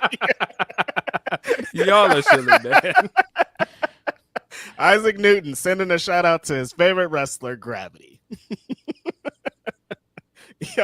Y'all are something else, man. What a good time. Great memories. So funny. Jake Salazar said he wasn't going to troll earlier, and here he goes. WWE paid Lufisto to do this. I'm convinced. Stop it. Stop it with the conspiracies, guys. Cut it out. Our homeboy Eloquent says Lufisto buried the division, but when the roster responded, her framing it like the women were telling her to blank herself was whack to me. Yeah, very unfortunate way that people were responding to her. Yeah, I mean, like I said, I didn't agree with everything that she said or the way she chose to frame some of it. But I think some of it was just whack all around. I think some of the response to her was whack as well. Hated it. Stereo Academy says AEW fans looked like Feds fans yesterday. Wild. Listen, man. Wrestling fans gonna wrestling fan no matter what brand. I definitely seen the similarities yesterday, bro. Yeah. Wrestling fans are going wrestling fans. Shout out to the homeboy BR with a very generous super chat, or the person BR, sorry for labeling you like that. BR. I had a coworker who has never been nothing but nice to me, but I recently learned that this person and their other work fans were bullying another person I work with because my limited interaction with that person. Exactly. You could be working with these people and don't know these people. Like, honestly, like I talk to Phil every single day, but somebody could be like, hey, you know, Phil be wild and he murdered somebody. I wouldn't know. You heard about Phil? He stayed with it on him. I'd be like, I didn't know that he stayed with it on him. That's crazy. Listen, man, people show you one side of themselves. And again, I'm not saying that the side that they want you to see. Some people will just, I just want you to see this part. That's it.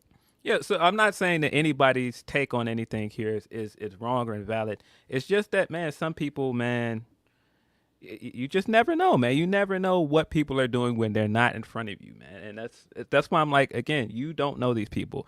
Wrestlers that are friends with these people, they have the right to speak on it. But, man, it's me, I don't know, man. You just don't know, man. It just somebody's experience, just because they're having good experiences, don't invalidate somebody else having negative experiences, man. Right, that's it. Shot Spurs says there's a difference between naming specific talent and talking about the booking. Lufisto treaded for more into the former than Swole. People were allowed to come back at you when you name drop.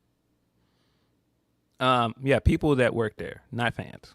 Exactly. People that work there. That doesn't open the floodgates because she said that anybody could be like, yes, of course, I'm live here in fucking Cincinnati. No, that's not how it works. BR also says, my point being, as Phil says, we don't know these people. That's all I keep trying to tell y'all. You do not know these people, man. Jake Salazar, y'all are not doing this today. Nelson, don't make me cook you today.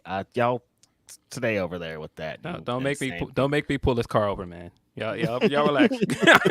Straight up. Our homeboy Bragav says, happy Saturday. Y'all are amazing. Love Grapsody. Thanks everybody for the super chat today and subscribing to the Fightful page on YouTube. Tim Gordon says, Claudio looks like the strongest human alive in these BCC plunder matches. Ripping the door off the hinges was insane. Man. Yeah, Claudio's like, I don't want to say quiet strong because it's very loud, but yes, there's always moments like that where you're like, oh yeah, this guy's a monster. He's a machine.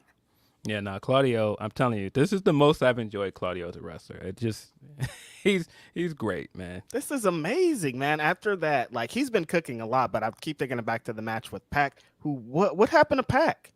Yeah, it's unspecified injury, but if you did not see Rampage last night, Tony Schiavone announced that Pac is injured and he'll be out for an unspecified. He'll be out for a little bit of time. So, he just came back, Phil.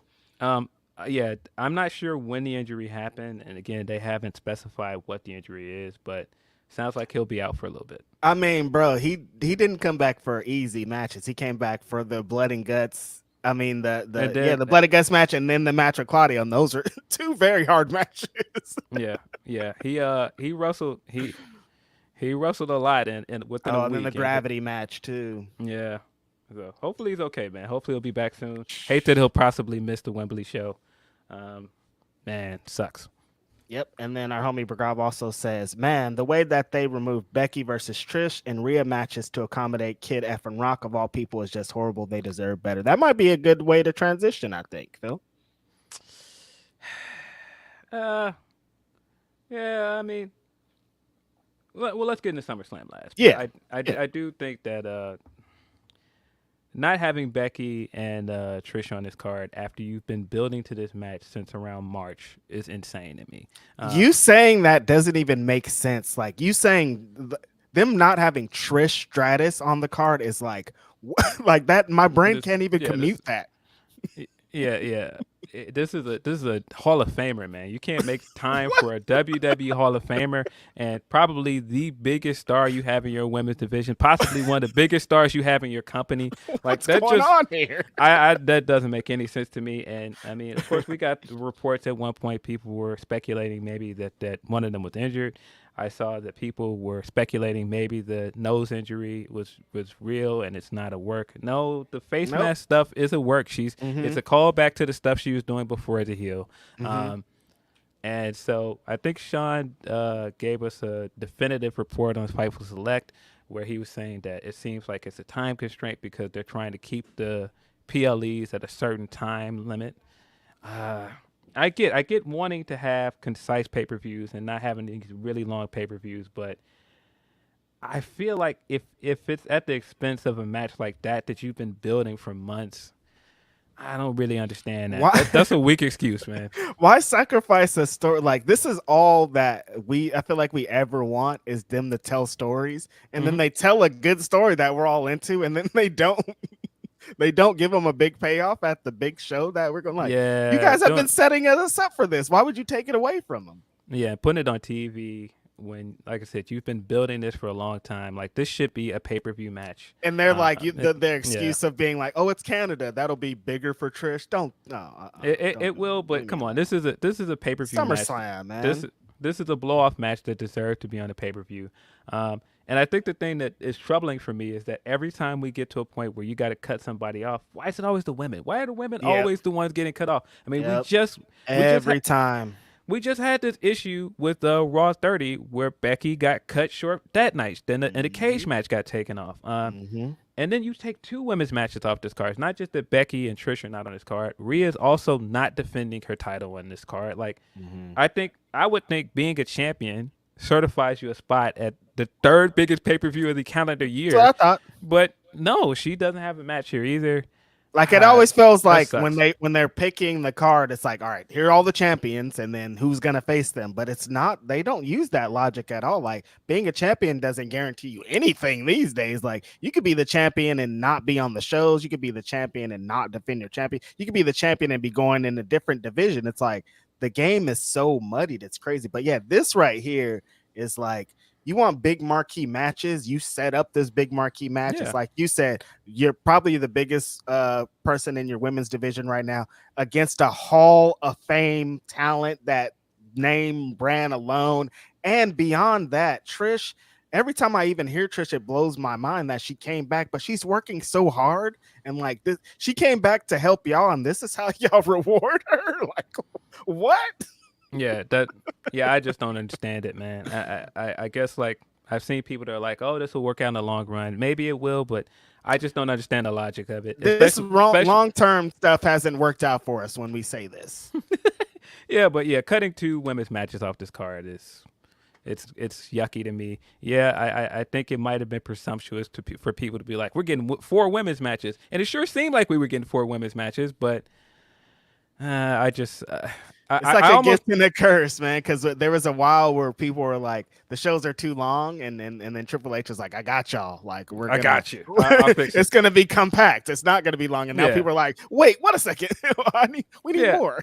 I mean, it's hard for me to say which is kind of worse, because I do think it's in some ways worse that Rhea doesn't have a title match on this show. But at the same time, this is a match with Becky and Trish that we have been building since before WrestleMania. And we get to SummerSlam. In wrestling term, that's a long time. Yeah, this has been going on for a minute. And so to get to SummerSlam and not have plans for them on a pay-per-view is crazy.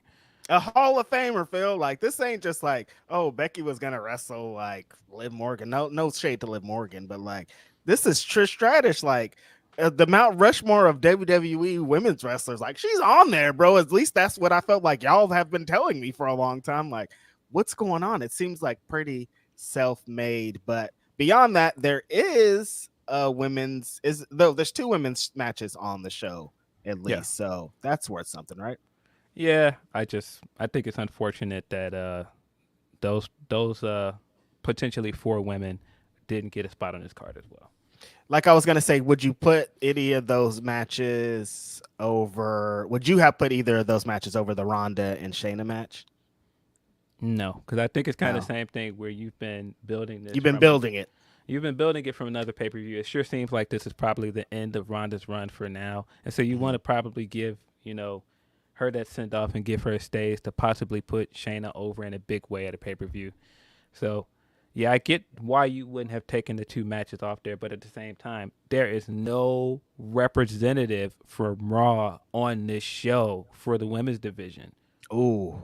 There is no title match for the women's division on Raw, and the storyline with Becky and Trish has been going on in Raw. You have none of that on this show. Ooh, and that I keep every time you say Rhea, I think of that tweet where somebody said that Rhea's over, so she doesn't need to wrestle. Well, she's over. It doesn't matter. She has Dominic. She don't need to wrestle. It's like, well, give up that championship then, if that's the case. I don't get it, man. And if you think that she doesn't feel that way, we just got that quote today that she was saying it's heartbreaking that she's not on this card. So she don't feel that way. She wants to wrestle.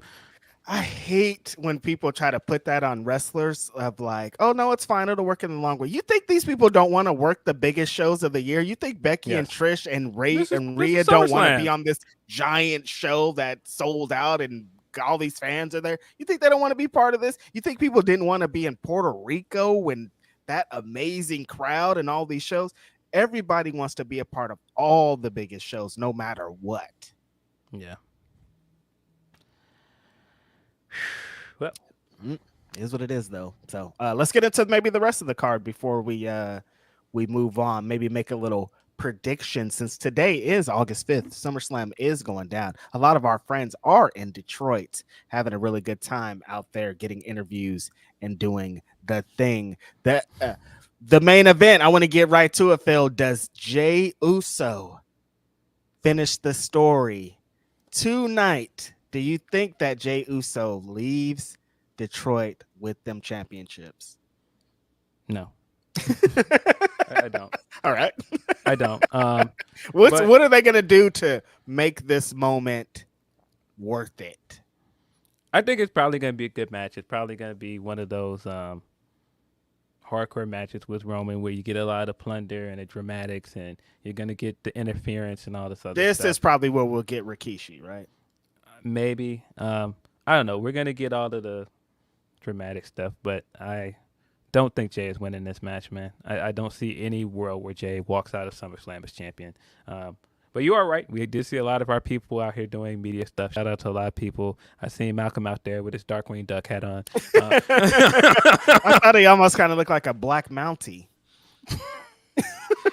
Yeah, so shout out to them, man. But yeah, no. So card as it stands, we have Cody Rhodes versus Brock Lesnar, of course. Is that a stipulation match? It is not. Cody just spoke recently about why him and Brock didn't want it to be a stipulation match. Cody's got to win this match. Like there's no way around it. Cody has to win this match. Man. Yeah, there isn't any. There's only one outcome of this match. If Cody doesn't win, it just doesn't make sense. I think the most interesting thing about that is where does Cody go after that? Yeah, I don't know. But it's Cody. He'll figure it out. Cody still feels like the guy, and I mean he does. You could especially after this doc. Yeah, you could easily say that after everything that, he's lost a little something. I do think that he's lost a little bit of the mystique when he first came back in January, but no, this guy is still super duper over. He still carries himself like a guy that should be the face of the company. He's still the guy. In my mind, he's still the guy to beat Roman. Yeah, I don't think he's still moving like it's lit, which is the best part about it. Like, yeah. It a little bit of it is happening, but I think that was going to happen naturally over time. That's just how things happen.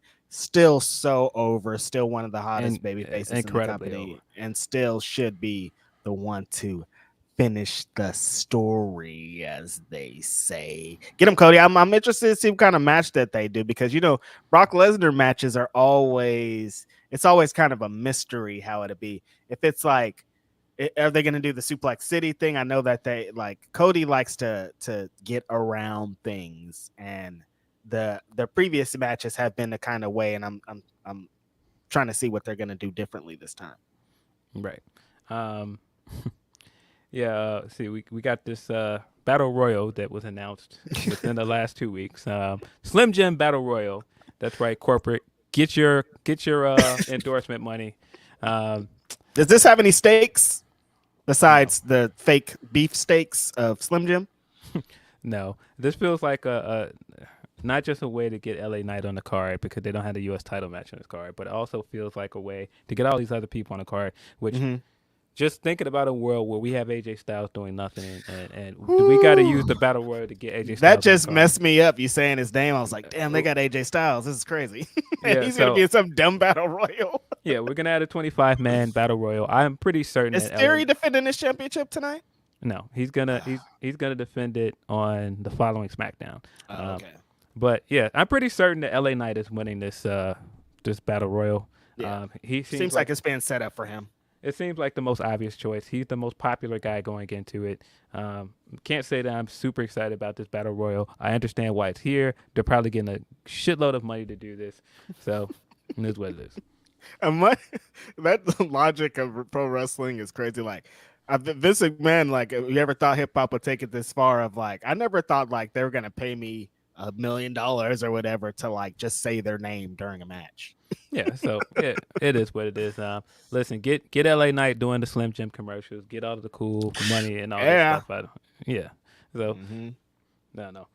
Can't say that I'm super excited about it though. You know, every time that old LA Knight does an interview, I'm like, I think he's aware of what's going on, but he's like, I'm just gonna. It feels like he's like, I'm just gonna ride it out and hope for the best. But like, I don't know over here, because every time he does an interview, he's like, I hear you guys. Like, I thought I should have been on this too, but we're doing this. I think he's making the best out of the situation. I can't imagine he thought he was going to be this hot after he turned face and went back to the LA Knight gimmick. This worked out way better than anybody could have guessed for him. True. And so I think he's looking around like, hey, anything I get from this point on is money. Because man, I didn't expect to be this well received. So, and I could be guessing, but that's the vibe I get when I see him doing interviews. Like, listen, man, if I don't get that moment, man, I'm winning, man. My merch is selling out the stores, bro. I'm getting a great reaction every night. Yeah, it'd be cool if they put some gold on me, but man, he's undoubtedly one of the most popular guys in that company right now. And sometimes we get so like hung up on big matches and championships and all this, and like sometimes like the dream was just to get to WWE, and like I'm living the dream, bro. Like you said, I got crazy merch. The fans are nuts for me. Probably getting a good check. Like I'm on every show, even if like, you know, he's all on the house shows and like everything that like he's always out there. They have him in dark matches and stuff. Like I'm on every show still. I'm out here living my dream. Like, I don't know what y'all want. Yeah, no, at this point, this guy can't tell me nothing with this guy. People thought he was finished after that Bray match. They did. He came out of that even more. He came out of that even more popular, man. He made the best out of that match. I feel like he's made the best out of everything they've asked of him. You could seriously make the argument that he made the best out of the Maximum Male Model stuff, and he moved on from that, and he's cooking. So, hey, man, at some point they're gonna have to probably give him his due because he's just too popular, man. He is. I don't understand why they didn't just do the U.S. title match here and just give him the belt, but would have made more sense. Probably would have been easier too. You could have just called it the Slim Jim U.S. title match or something. I don't know. Like you could have still branded it that. But you know, also shout out to the wrestlers that are going to be in that battle royal. Get a big moment. Like there's some bright side to this. Grayson Waller and a bunch of other guys are going to be in there. So right, it is what it is. Right.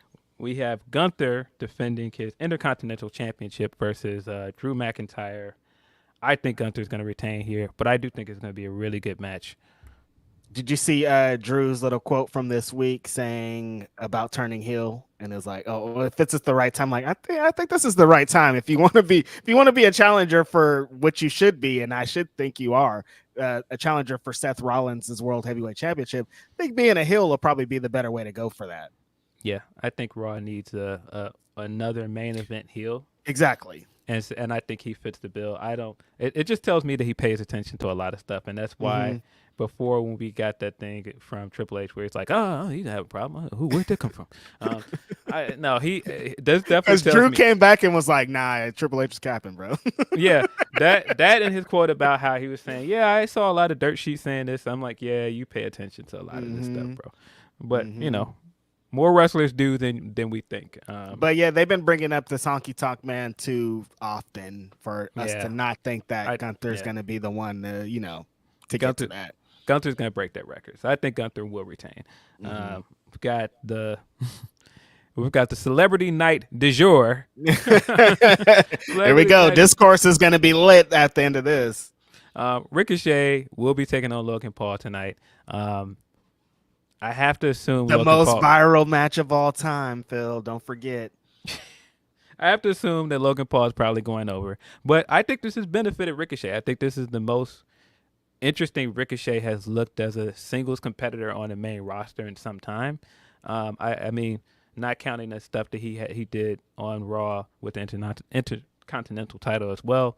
But I think this is a good feud for him. But yeah, Logan Paul probably winning this. Yeah, Phil, this has all felt like it's been the kind of sink or swim thing for Ricochet. I think this was like, yo, you've been saying you could do it. You've been saying that you want the opportunity. You've been saying this, like, do it. Like, if you could do it with Logan Paul, then maybe we'll have faith in you moving forward. And I think, I don't know, but Logan Paul has kind of been cooking him in a lot of the little promo things. I've been like, oh, Logan Paul might have got the better of him off of that. Is that the way that they wanted to go? Like, is that the look that they're going for? And I'm like, well, of course, because they want the celebrity to go over, and so he's going to go over here.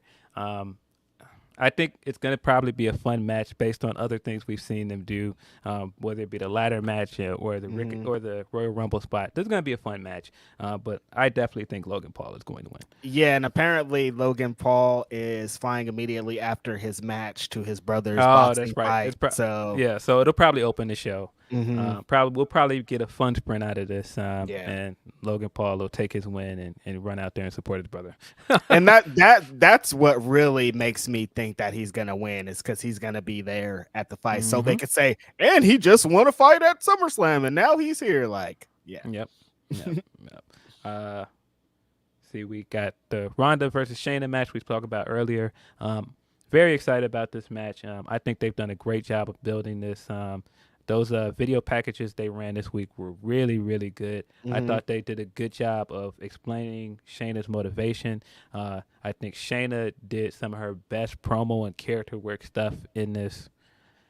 This is somehow turned into a hot feud going into SummerSlam. I hope they do the right thing, give Shayna the win here, and actually give Shayna some cool stuff to do after this. Yeah, MMA rules or whatever. Or there's some MMA thing attached to it, and people were upset this week because there's no cage or there's no fight pit. But like, you guys, pride fighting. It happens in the ring. Like, there's some MMA fights that happen in the ring all the time. Like, Japan loves MMA fights in the ring, so it's gonna be fun. These people have been planning this match probably for like 8 years or something, for like a long time. So I expect something really good, because they've been roommates, they've been opponent, they've been all the things that you could run the way, and I'm sure they've talked about this match for years, being like, when we get our opportunity, what if it's MMA rules and we could do all these things? So I'm expecting some really cool things out of this. Yeah, I agree. It was Shayna going over as she should. Yeah, Shayna should win. I don't know if Ronda's going to be gone for a while, if Ronda's gone for good. I don't know what this means. Because feels like she might be gone for good. I don't know if she likes it over here. Yeah, I don't know. We got that report that she's wrapping up her contract, so this could be it. I don't know, but if that is it, use this match to give Shayna the rub and give Shayna some cool stuff to do after this. If this is it, Phil, how do you grade Ronda Rousey's WWE career? If there were some high points, for sure. I think the beginning of it was much better than the second year. I think that first year she was doing well. She was having good matches. She was involved in good storylines. Remember, she was defending the championship. It felt like every Monday, like she was wrestling Sasha, like she was wrestling everybody. Yeah, she was ragdolling Alicia Fox around out there. It's just the second year that is just not good, man. The Royal Rumble return was not Oh, good. my God. Royal Rumble return was not good. A lot of stuff she was involved in that second year wasn't good. The matches weren't as good. Stuff. This year, at least she did some interesting stuff, like whether it be the tag title win, the stuff with Shayna that's currently going on. But, man, the promo stuff this year was... Oof. It's rough. I think I've only liked like one Ronda Rousey promo ever, and it was when she was fake fired and she was yelling at Adam Pearce one time, and she was supposed to be a heel, but she was a baby face, and I was like, okay, she showed some fire, but like she had a point. Adam Pearce is bad at his job. Most of it has been like, don't let this lady talk. Yeah, nah. She had a point. Adam Pearce is bad at his job, man. He's a bad authority figure. That's why it hit, because it was like, oh, she's telling the truth. But I guess anybody could have did that, because he is bad at his job. I'll give her a grade for her entire WWE career if it's done. I'll give it a solid C. I think that a lot of stuff she did the first time around, whether it be her involvement with the Royal Rumble, Evolution, all the stuff that she did. Main event, WrestleMania. Main eventing, Becky, the Becky feud, all of that. All of that stuff was a high point. But, man, the return just did not live up to that initial year. Brought that average down for sure on the second half. I would say a solid C. I think, and it's mostly a C because of the stuff from the first year. Yeah, same here. Like that, the stuff in the first year was pretty strong, and like I thought that she was coming off the UFC stuff, and she was in a really hot position. But the second half was just like she was just here, just like I'm doing my job. You want me to do this? I'll do it.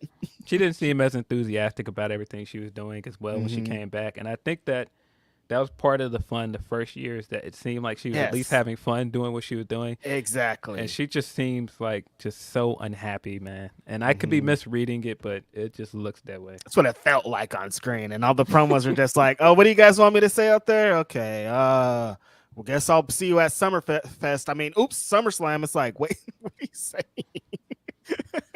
Just stuff like that. Yeah, but at least it looks like she's enjoying putting this thing together with Shayna. It looked like she was enjoying working with her as a tag team. It looks like some of this stuff was stuff she always wanted to do. So if this is the way to end it on a high note, can't be mad at that. Right. See, we also have Asuka versus Charlotte Flair versus Bianca for the SmackDown Women's Championship. And I just saw, before I got on this podcast, I was looking at some clips that Selena Vega pinned Io Sky, the Money in the Bank briefcase holder, last night on SmackDown. She did. So WWE always, like, anytime they have somebody lose, I'm like, that might mean Io's going to go over tomorrow because they did this stupid thing. They do this all the time with the Money in the Bank winners. They have them lose a lot until they cash in. I fear that Charlotte's winning this match so Io can cash in. I fear that this way this is going. No, Phil, because not that. This is their favorite thing to do with the women's briefcase. Because they know that nobody wants to really see Charlotte as champion, but they also want to pad her stats with these title reigns. Yeah, and so, it's an easy way to get one in. Like they could have her as champion for 30 seconds with the damn briefcase. I fear that's where they're going, and just the way they're building this feud with Bianca, it seems like that's what they really, really want to do, is get to the shits with Charlotte and Bianca. And it's Asuka has just been such a third wheel in this program. Just it's so deflating, but I do think it'll be a good match. I hope that I'm wrong that Charlotte's gonna win here, but I just have a feeling because they love that trope for sure, man. We've seen this almost every women's cash in at this point has been on Charlotte. Because the other thing, historically, SummerSlam since 2016, Charlotte is usually in either a multi-woman match or some kind of match where she wins. Yeah. SummerSlam's her show. She rarely loses at SummerSlam. I mean, if you remember the multi-woman match at SummerSlam where Becky turned on her. Oh, yeah. She was also in that match. She won that match. And that felt like it was Becky's time, but they were like, nope, we got to give the win to Charlotte. It's Charlotte's time. So I would not be shocked at all if Charlotte wins tonight. I would not like it at all, but I don't know. At this point, like, I know how people be talking about Charlotte, but like throughout her career, respect, bro. Like, no, she's great. You guys want to put the belt on me? All right, I'll take it. She's great. I just think not gonna be like no. She's great. I just think the biggest, my biggest critique of Charlotte and the way that they book her is they don't really develop her past. I'm the greatest. Look at me. I have luxurious things. Every time she comes out, is Ric Flair. I'm a champion. I want to be champion. It just always feels very same thing over and over again. So, but is it like Travis Scott? This is what we expect from her. She's been doing it for 10 years. Yeah, she's still doing rodeo. It's Charlotte Flair. Nah, we definitely getting Flair World one year in Charlotte. 1,000%. In Charlotte, in the Queen City, man. I'm surprised they haven't done Flair World already out. We're getting Flair Charlotte, World, bro. North Carolina. But yeah, okay. Where do you think What do you think the women's match is? This leading to Bianca and Rhea at WrestleMania or Bianca and Charlotte at WrestleMania? And where does this leave Asuka? Is this it for Asuka in the WWE? As far as like, is this it, Phil? Yeah. My other prediction, and I could be wrong about this as well. I could see Asuka retaining, and I could see EO beating Asuka is a lot better. As far as everything, that makes more sense. Yeah, I could see Asuka retaining, and I could see EO going to cash in and Shotzi coming in to interfere. That's the other thing I could see very much happening, that all of this is a swerve to make us think that EO is going to cash in, but she's not actually going to cash in. And she'll cash in later on. And Asuka will remain champion. I hope that's where we get, because I do think that they should continue to build Asuka up as a champion so that when we get the EO match, it matters more. Because if you just have Asuka lose here tonight, then what are we really doing? And I mean, Asuka's Asuka. She's always going to be popular. You can always heat her back up, but I think that would be a big mistake to have her lose tonight in that way. I don't know what they're doing for WrestleMania. I want to assume that it's probably going to be Bianca versus Charlotte. But I don't know. I don't know. I want Asuka to go over, man. I Becky, agree. I mean, Charlotte doesn't need it, you guys. She got it. She's the one. She's Charlotte. She does not need it. And I would have EO hold that briefcase longer. I don't think she needs to cash in tonight. I think having the Shotzi stuff going on as well gives them a good out. But again, we know how they are. It's SummerSlam. They want moments. So yeah, I like your idea of Asuka retains and she builds it more. Then that builds up her. Then we really want her and EO to go at it. I think that just makes more sense. We already want them to go at it bad, but like more. See, we got what is being deemed the co-main event, which is stop with it. We know what the main event of the show is. Co-main event of the show: Seth freaking Rollins versus Finn Balor for the World Heavyweight Championship. I think that they've been doing some good stuff with this feud. My guy got summarily jumped in the ring the other night. Beat down. He got stomped out, but he didn't care nothing about it. He was still out there yesterday with his lace shirt on in Detroit, taking pictures with fans, and then made the trip back to Dayton, and then came back to Detroit. Champion work, man. Flued out, baby. Getting flued out. So, does Finn Balor do it tonight? I don't think that he does. I think Finn Balor's losing tonight. I think that Seth Rollins is going to retain. Oh yeah, Damian Priest has a briefcase also looming in the background. He does. I could see it going either way. I wouldn't be mad if Finn Balor winning, but I do think that there's more you can do with Seth Rollins as champion, and I do think that it's not. I don't think it's quite time to take the belt off of Seth yet. I think that that's part of the reason why some people are like, "Oh man, Judgment Day, they're cooking right now. Look at them. They got all this gold. They got the briefcase." And I think that's part of the reason why Finn will not win. I think Finn will be the odd man out. He will be the one that does not have a title and that will continue to sow the seeds of dissension among the Judgment Day. But this also is kind of best case scenario, I feel, Phil, because if Finn Balor does actually, pull out a victory, that's fun too. There's a lot of super dope things they could do with that. It's a good thing for Finn. There's a lot of opponents for him to go against, and you could kind of tell a cool story over there too with the Judgment Day, even with them having the championship, of them all maybe being jealous of them. There's a bunch of ways you could go, but I don't think it's going to go that way. I think Seth Rollins needs to keep doing what he's been doing. I think for what they've been doing with that championship, Seth Rollins makes more sense right now. Yeah. So Seth. I think Seth's winning as well. We talked about the main event. I do think Roman is winning this in dramatic fashion. He is going to break you guys' hearts again that keep thinking that Jay is going to beat this guy and that he's going to complete some storyline here. Why does everybody want their hearts broken, Phil, all the time? We're just like, maybe this is the time that my heart won't be broken. Yeah, it's not. Might happen again. What'd you think about you watched SmackDown last night? What'd you think of Jay's promo? I didn't see his promo. How was it? It was cool. They did this really cool vignette before it where they had Rikishi and Alpha and Zeke on there, and they were talking about the importance of delay and the tribal chief and the lore and everything. That was cool. Then we got Jey Uso coming out. He did this very Jey Uso promo where he's all charged up. He moves around a lot. You've seen the Jey Uso promo, and he keeps the mic down by his knees. Yeah, he brings it back up, and he's like, yeah. No, so he's at one point he's like, I'm bringing this to SummerSlam, and then he goes, I'm bringing the culture to SummerSlam. I was like, wait a minute, what culture? Samoan culture? What culture are you talking about, Jay? And not what culture? What culture are you talking about? I was like, are you talking about Samoan culture? I hope you are, because the culture. I got some questions if you mean the culture. I'd like to think he's talking about Samoan culture. I'd like to think he's talking about Samoan culture. I did see that clip of they caught up with Jay throughout this week, and he brings his son in, and he's like, "Hey, who you think is gonna win?" And his son's like, "At this point, I think Uncle Joe's gonna do it."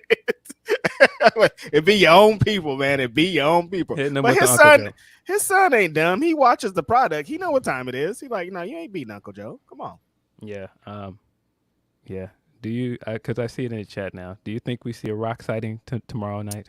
I mean tonight. No, absolutely. You know what I really want to happen. The strike is on though, my people. It is on. You know what I really want to happen? I want Grayson Waller to finish this battle royal, and he's out there with a microphone, and he's trying to do like his call out, and he's doing a segment, and then Rock comes out and confronts him, Rock bottoms him, leaves, never says anything about Roman, just leaves, and we don't see him again. Gets on a plane, we never see him again. I would love it. Could you imagine he comes on and does a program with Grayson Waller and just does it? Doesn't even do a program with him. Just rock bottoms Grayson Waller, and just that's it. We just don't see him again. I don't think that was the funniest thing in the world. It would be looming over SummerSlam. It's already looming over SummerSlam, I feel, but I'm about 50-50 at this point. If there wasn't a strike, I'd be like, no, because he'd be working on a movie right now. But the bro's probably just at home right now, kicking it. And I don't think he's coming. I do think it would be funny if he did the Grayson Waller thing, but I don't think he's coming. Shout out to The Rock, though, donating the house to that MMA fight. You saw that clip of him meeting the MMA fighter. The MMA fighter got really emotional, and he donated him a house. The Rock ain't going to be at SummerSlam, you guys. Yeah, I think that was really cool. I also saw that clip of how he was talking about what his daughter wrestling meant to him and just how cool of a moment that was. Yeah, so man, shout out to The Rock. I don't think we'll see him tonight, but I wouldn't think so. No, they ain't got enough money. Yeah, they didn't get Eminem. They ain't spending money on The Rock either. No, I don't think we'll be seeing The Rock. That's it for this SummerSlam. That's the show. I don't think I skipped any matches, but should be a fun show. Looking forward to it. Is the Battle Royals on the regular show, not the pre-show, or is it on the pre-show? On the regular show. Slim Jim, buddy. They ain't paying to be on no pre-show. What you talking about? What you mean? What time y'all about to be playing our little clip, huh? What you mean, bro? I don't know. Could be. Yeah, so that's tonight. It's a busy night of combat sports and sports entertainment. There's boxing, there's SummerSlam, and there's AEW Collision, which we're going to get into here soon. Let's get into a couple of more super chats before we move forward, though. Words from Wiz says, completely off topic, I've seen some recent clips of Jeff Hardy. Your thoughts on it being time to stop? Could he be hurting his legacy? I mean, that's not really up for me to call. I don't mind what he's been doing. When he's ready, he's ready. When he's ready to be done, he'll be ready to done. I mean, wrestlers know more than we know. I mean, yeah, I don't think he's going to be on that. He's not going to be the old Jeff Hardy TNA guy doing like swantons onto the ring steps and trying to compete with Darby Allin. They're going to do this Hardy Boy legacy run, and I think he's going to protect him. Matt Hardy knows what's up. Everybody kind of around the situation knows what's up. I am very excited that we did get from Rampage that the Bucks are officially going back to tag team wrestling. Yes. And their first match will be the Hardy Boys next week. I don't think this is going to be like as good as their ROH matches or, anything like that. But it's hard for me to say I'm not excited about the Hardys and the Bucks being in the ring together. We'll talk about it more here soon. but there's a little rumor about the Young Bucks match at All In, and do you think the boys show up on Saturday? One of these Saturdays? Hey man, listen. Yeah, we'll get into that in a second because a lot happened this week. Yeah. Okay, all right. Filar 299 says, first time catching you guys live. Keep being awesome and keep up the amazing work. Thank you a lot for tuning in. Thanks for subscribing. Very cool. Leonard Aarons III says, it's insane to think that Rhea beats Charlotte at Mania for the title, but she's off the card entirely tonight while Charlotte is in a title bout. All of this while she's a heater for Dom. Yeah. Yes. When you put it that way, it's like, whoa, they had that great match at WrestleMania. It felt like Charlotte's passing it to Rhea. Rhea is the one that's going to be it, but then Charlotte's just still in all the positions. Wait, what? Insane. That is insane. Teflon Donna, I'm telling y'all. Regab also says, Trish tweeted saying she's from Toronto and not Winnipeg, tagging Pierce. Rhea openly tweeting her displeasure, and Becky QTing PW Insider and 1 hour ago about making lemonade with all the lemon she's had. And Becky's posted it. What is her little picture and caption that she posted? Yeah, no, her picture where the PWI Insider was like she's in Detroit, and she posted that picture of her outside. Like, nah, it's a lot of water and palm trees out here in Detroit. And like, nah, she's just basically like, look, I'm not there. I'm Detroit. Not wrestling. Not booked, so I'm not here. Don't forget that I am a mom. I'm with my kid. What y'all want from me? Dream Ninja 77 says, move the Battle Royal to SmackDown last night, replace with Becky Trish, and then just add Rhea Raquel. One more match still won't make it 6 hours easy. Now, yeah. Slim Jim, just like Phil said, Slim Jim want that pay-per-view time and money. Slim Jim is not paying to be on SmackDown, buddy. No, exactly. When people watch this PLE in 5 years, they want their brand on that match and not the SmackDown that it was on. Jake Salazar says Cody's quote-unquote documentary was hot garbage juice. Disagree with you. Let's talk about it. Have you seen this documentary? Becoming Cody Rhodes premiered this week on Peacock. But I think depending on what is your mileage with Cody, some things you're gonna really enjoy about this thing. It was how you were going into it and what you were going to take away from it. Because nothing, like, the thing was like, it was Cody 100% the whole time. Like, yes. It's Cody. Like, nobody should be surprised by anything that's happening here. No one should be surprised about how he talks, how he presents it, how he talks about situations that happen. People were going into this wanting to see what they were going to say about AEW, right, Phil? Yeah, I think that was it, and I think the elephant in the room is seeing how they were going to cover the return and the recent stuff without him winning the title. I think they handled it the best that they could. I thought it was a very good documentary. I thought the stuff that they covered from the beginning of his career, the stuff with Dusty, is very good. I think the way they cover him, White Hennessy, the stuff of him leaving the company is very good. Some of those early pictures that they took of Cody, like, Cody is just such a fascinating dude to me. When they're talking about his high school wrestling career, and he just decided, like, nah, I'm winning state. Mm-hmm. And he just did that. It's like, look, this guy, man. And I think that's one of the things that I respect the most about Cody. I think that's one of the things that I like the most about him is that you can't tell this guy no. If he puts his mind to doing something, he's gonna do it. Mm-hmm. And so, like, WWE really did, like, really, they didn't know what they had with him, and he knew the whole time. Especially if you watch this documentary and you hear about stories exactly like that. Somebody who sets goals for themselves and accomplishes them, and somebody who feels a way about themselves, and you tell him that he's not him, like, come on. He's gonna, man. I think that's the thing that I respect about him the most, and I think that's the thing that makes him so relatable is that he's that kind of guy. You tell him he can't do something, he's gonna prove you wrong, and he's been doing that his entire career. I mean, people can say what they want about the AEW run, the indie run.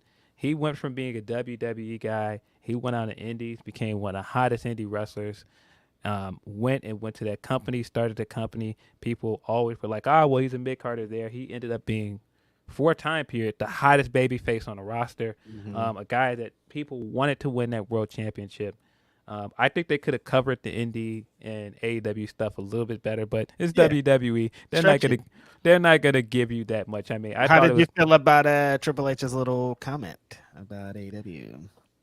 It was expected, and I've been saying this for the longest. That because seriously, like, it was always going to be this way. The second they got anybody to jump ship from AEW to WWE, they were always going to treat this the way that they treated it. And it just worked out even better that it was Cody, because it's somebody that you have history with WWE, and you could paint it away. You could paint it up, oh, well, he always wanted to come back, and,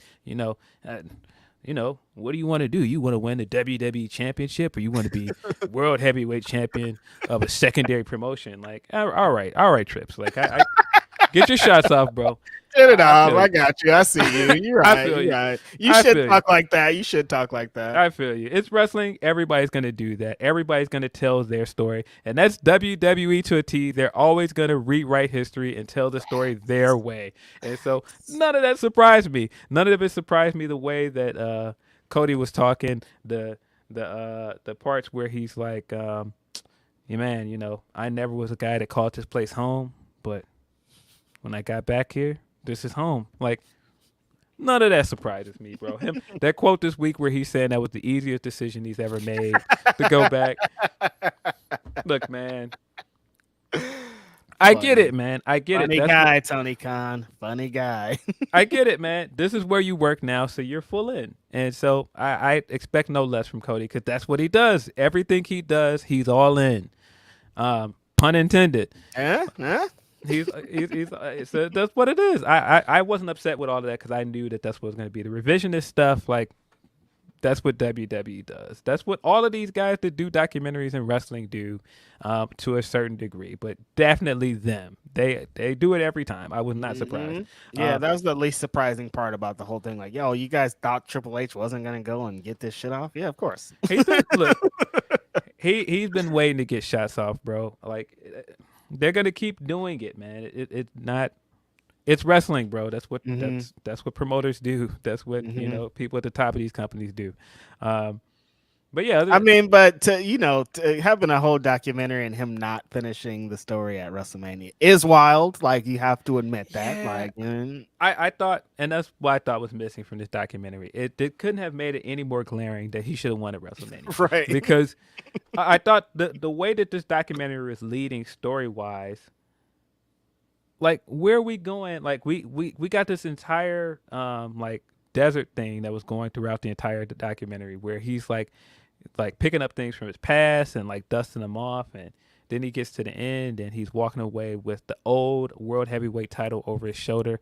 Boy, that would have looked better if he was actually champion and he had the real belt over his shoulder.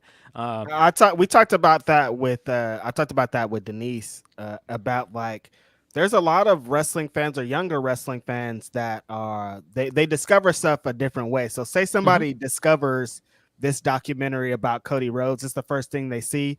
They tell them this great story. You're thinking all of this, and then you go and watch WrestleMania, and you're like, "What? Yeah, that's not what you guys are telling me was going to happen." Yeah, and I think it adds even more to the people that are like, "Oh, they have to add adversity. The story's not there yet." This whole documentary was the story. You had the story. What do you mean? That's the whole point of the whole meme of finish the story, because you have the story. What do you mean? I don't understand. But the whole documentary was the story. Here's the story. 2 hours. The story's right here. Like, I don't know, man. But I thought, like I said, I thought it was a really good documentary. If you're a Cody fan, there's a lot to like about this. We get a lot of Easter eggs. We got a lot of Easter eggs, like his time in LA before he came back and got into wrestling, and you get like his headshots from acting. He has this really funny one to me where it's like black and white, and it's like his headshot. He's got like a nose piercing. He's got the low cut, and I'm like, this guy Cody, man. really. I don't know if I out of jail, California Dreaming. You think he was lying?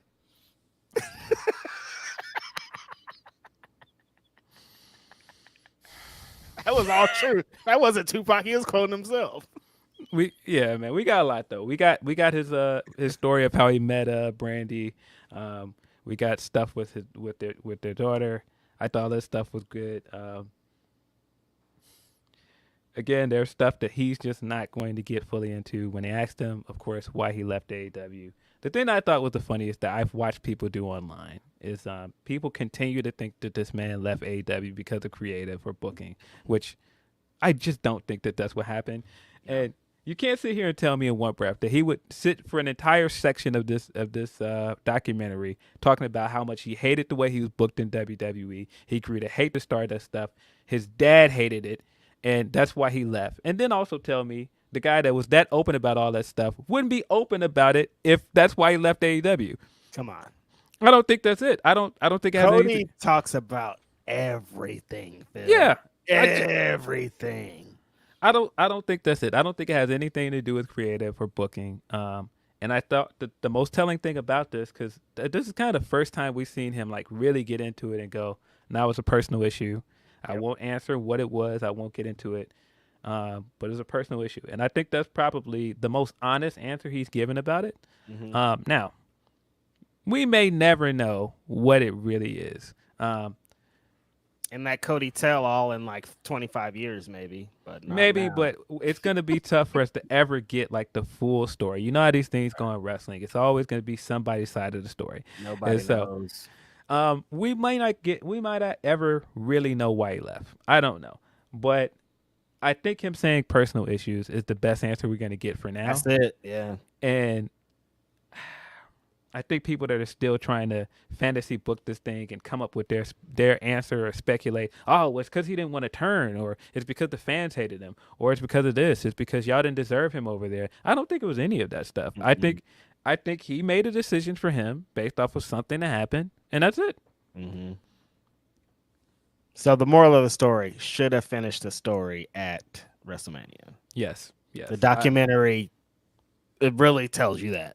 Yes. I also, on other things I've seen people speculate about, I've also seen people say, oh, well, Tony was just going to offer him everything he wanted. I'm like, all right, but why didn't he do that? Because, I mean, we don't get the story in this documentary that Vince flew out to his house to try to get him. If Tony had signed him, he was a free agent when Vince came to see him. Yep. If Tony would have signed him, Vince wouldn't have been able to go see him. Exactly. We got that report from Fightful that he was a free agent because he was working without a contract. Mm-hmm. He got on TV and said the rumor is true because he didn't have a contract. Mm-hmm. Vince wouldn't have been able to do all of those things if he was signed, if the negotiations went through and he was signed. Yep. So, I don't know. Which, that's a great way to transition into the Elite are re-signed, and they are officially with AEW for the next few years. Yep. I think that possibly played a part into that being the Cody situation. I think that partially played a part into how they handle things around this time around with the Elite. I think they figured we got to lock these guys up. Can't do that again. We can't leave any room for doubt. And I think they did it. I think they did the right thing. I thought it was very telling that in everybody's responses in that Sports Illustrated interview, they were all saying schedule. I think they're very comfortable working the schedule that they work with AEW, and that was the biggest reason why I didn't think that they would leave. I think it makes sense for them to stay. There's still so much stuff for them to do, whether it be as a tag team, whether it be as a trio, whether it be as Kenny as a singles wrestler. Kenny still got stuff that I want to see him do with New Japan. I still want to see him travel the world and do the AAA stuff. And the best place for him to do that is with AEW. There was a couple of things in here, Phil, that were very telling to me. The Young Bucks were on Swerve's podcast, Swerve City podcast. Shout out to Swerve, shout out to Teasy. But they talked about how they kind of came to the decision and they had a vote. They had all kind of different things.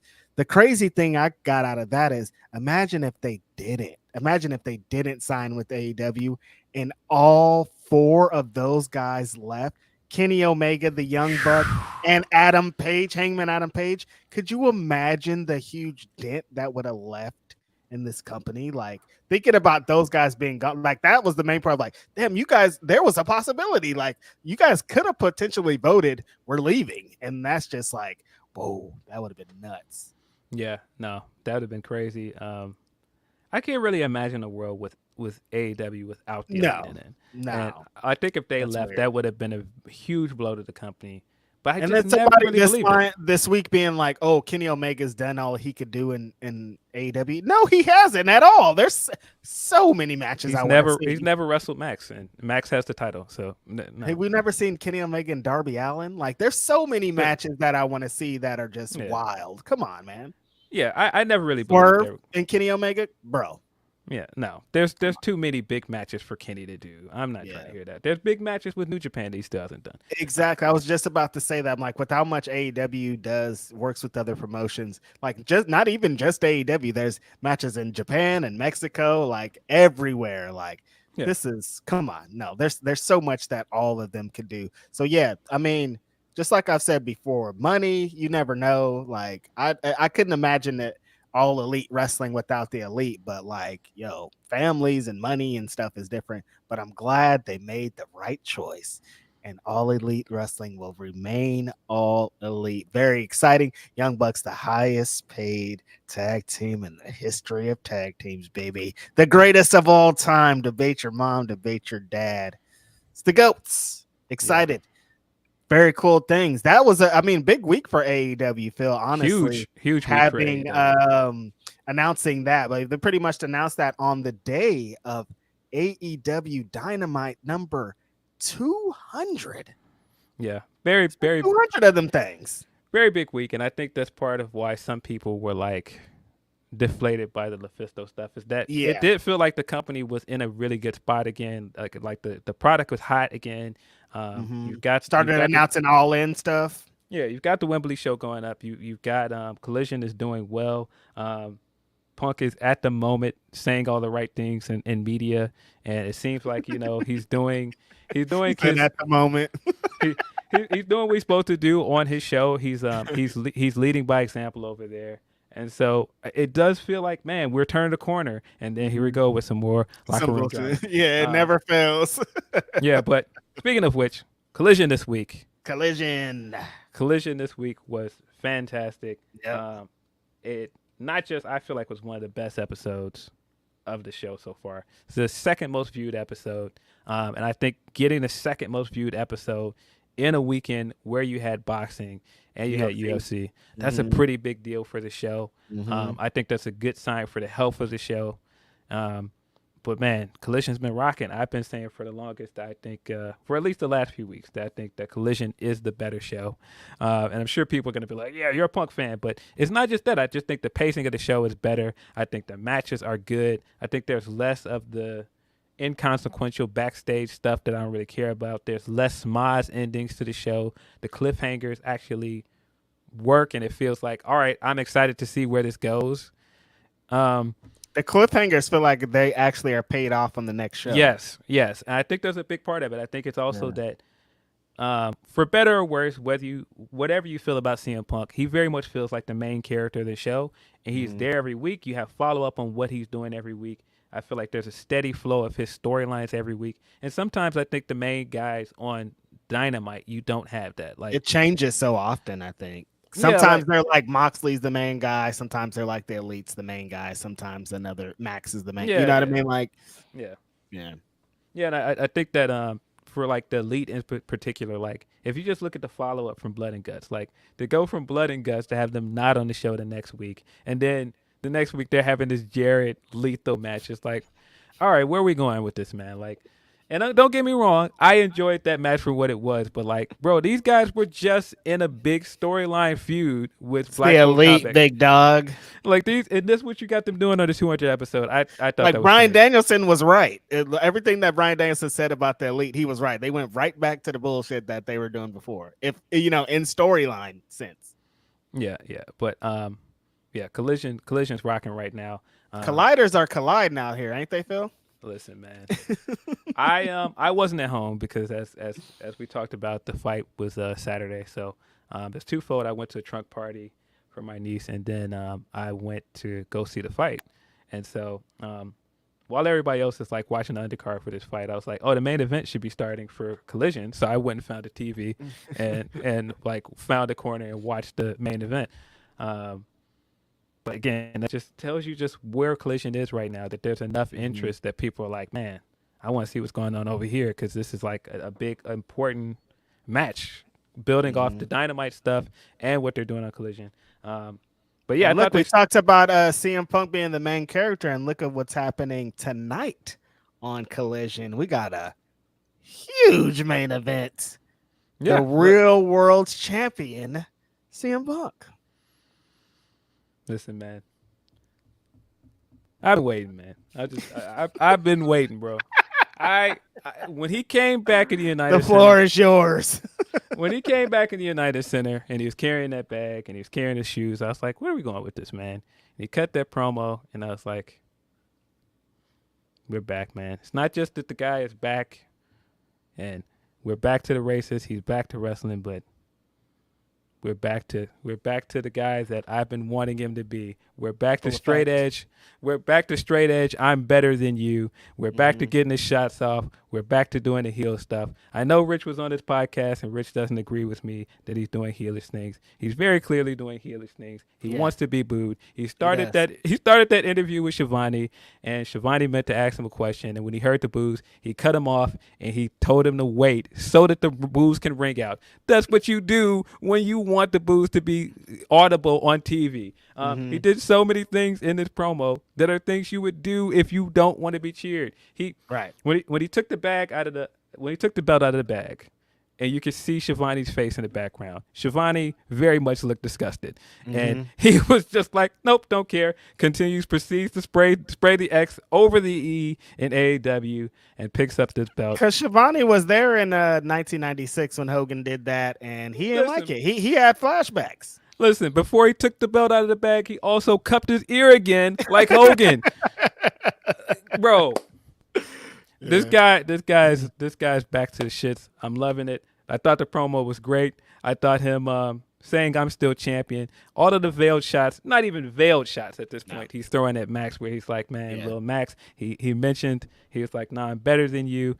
And he also says, like, man, my catchphrase that somebody else stole. We're here now, buddy. We're here now. I've been waiting, man. He's at your front door, Maxwell. I've been waiting. I definitely think that this is leading to Punk versus Max at All Out. I definitely think we're going to get a remake of the Punk and Cena standoff with them holding the belts at Wembley. We're here, baby. We're here. We are all the way here. This is it. If you're one of those guys that didn't enjoy any of his title runs because there wasn't really anything to enjoy, he got injured the first time, came back, and he at least had the good feud with Mox. Yeah. But if you're one of those guys that wanted to see him do more as champion, I feel like this gives you that. This gives Collision a world championship without having to establish another belt. Listen, I love You're it. all in. I love You're it, all man. in. I love it, man. Him standing there with the look on his face, with the X spray painting over the belt. It was another one of those things where I was right about too, where somebody was like, yeah, but why would he do that? He can't do that. He can't just proclaim himself champion. He lost. He was stripped of the belt. Like, how could he has to go by the rules? You know why he wouldn't? Because he's being a heel. And a heel does not follow the rules, man. I think this is clear as day what he's doing. Rules don't matter when you're a heel. I could say whatever I want. Hey, you never beat me, dude. I'm the champ. That's what a heel would do. Exactly. He doesn't have to follow the rules. And I love it. I think we're definitely going to get Jay White as the next guy that challenges for the belt. The fact that Jay is the first guy that acknowledged the bag and asked what was in it, I think that's leading to the All-In match. I love it, man. That's pretty hot. I'm sorry. And again, I know people know I'm a Punk guy, but I love it. Everything about it, I love it. Where do you think with Starks? Where do you think Starks goes after this? I don't know, but we talked about this before and his heel turn and how it's just like, why would you do it here? But I think this heel turn has benefited him a lot. I think he feels like a bigger star. I feel like he looks more confident. He's getting better reactions. Nah, he's killing it right now. I really enjoyed his parts on Collision this week as well. Him coming out and them not hitting his music at first, and he's like, "Nope, act like you didn't see me. Hit my music." Comes back out, gets his entrance with his music, and then he proceeds to throw some shots Punk's way, and some of it was very valid. I thought he held his own in there with Punk. He made a couple points for sure. Yeah, Ricky has been like this heel turn. Anybody that questioned it, like the last couple of weeks, has shown that, oh no, Ricky's in his bag. He's doing exactly what he's needed to do. When you talk about benefiters of Collision, you talk about Punk, you talk about FTR, you talk about Juice and Jay. Ricky is right along there with them. Being able to get consistent reps every single week, be a focal point, being there with some of the best promo people in the business has really upped his stock. And this has been great for him. Getting this main event tonight against CM Punk, like, people don't understand how big of a deal. I mean, he had the Owen match before, but like, there's a title involved. Like, there's these stakes. There's all this stuff going on with it. Like, this is huge right here. This is huge. Yeah, I think across the board, most of the people that came to Collision, I think, benefited a lot. I mean, we talked about how much it's benefited Jay White and Juice, but I think it's also benefited Ricky a lot. I think it's benefited FDR as a tag team a lot. A lot. I think they've now cemented why they are the premier tag team champions there. And I do think Kenny dropping that line this week, even Collision, I do think we will see the Elite on Collision soon. You think so? And I do think we're probably getting FTR versus the Bucks at All In. Just them saying that they want to be tag team again, and the biggest tag team in the company right now that holds the belts is FTR.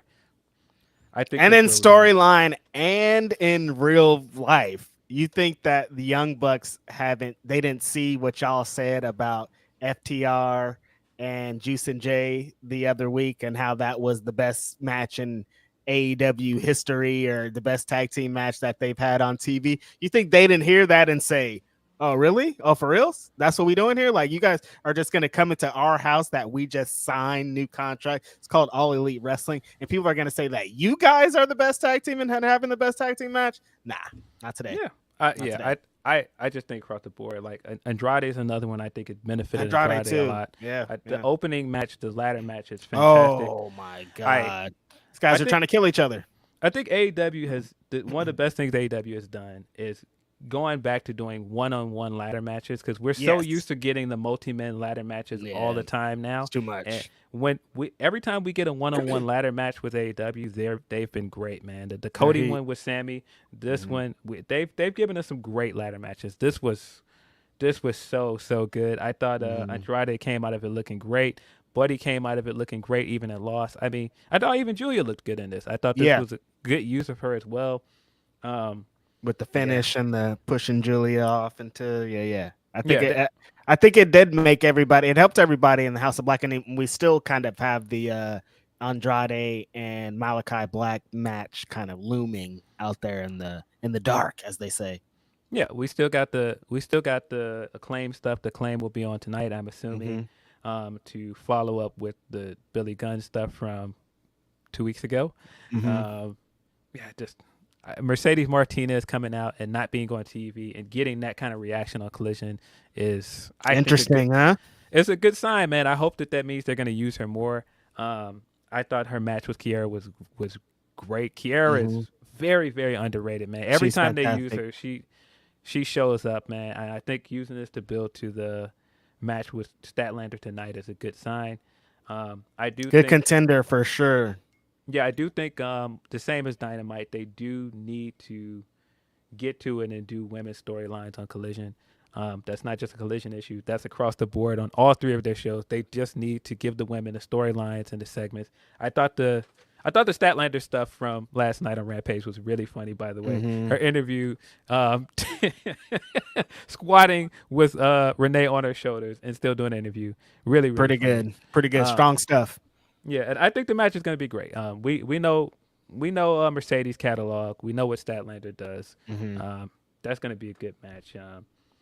But yeah, I'm telling you, Collision has just been a fantastic. Oh, then an FTR and the big boys, Cage and Big Bill tonight. That's going to be like the contrast of how these FTR matches have went recently has been really cool, because like this match is going to be way different than the matches that they've had in the last couple of weeks. And Big Bill and Cage have been just kind of growing in everybody's hearts and minds into one of their favorite tag teams because they are cool. So this match tonight is going to be really hot. FTR has been, they also been listening to what people said for months. People were like, well, what's up with FTR? Why aren't they getting this? Why aren't they doing this? And people tend to forget that when that bell rings, man, these guys, they got it. They really got it. They know how to do this with all the tag teams. So it's going to be some heat tonight.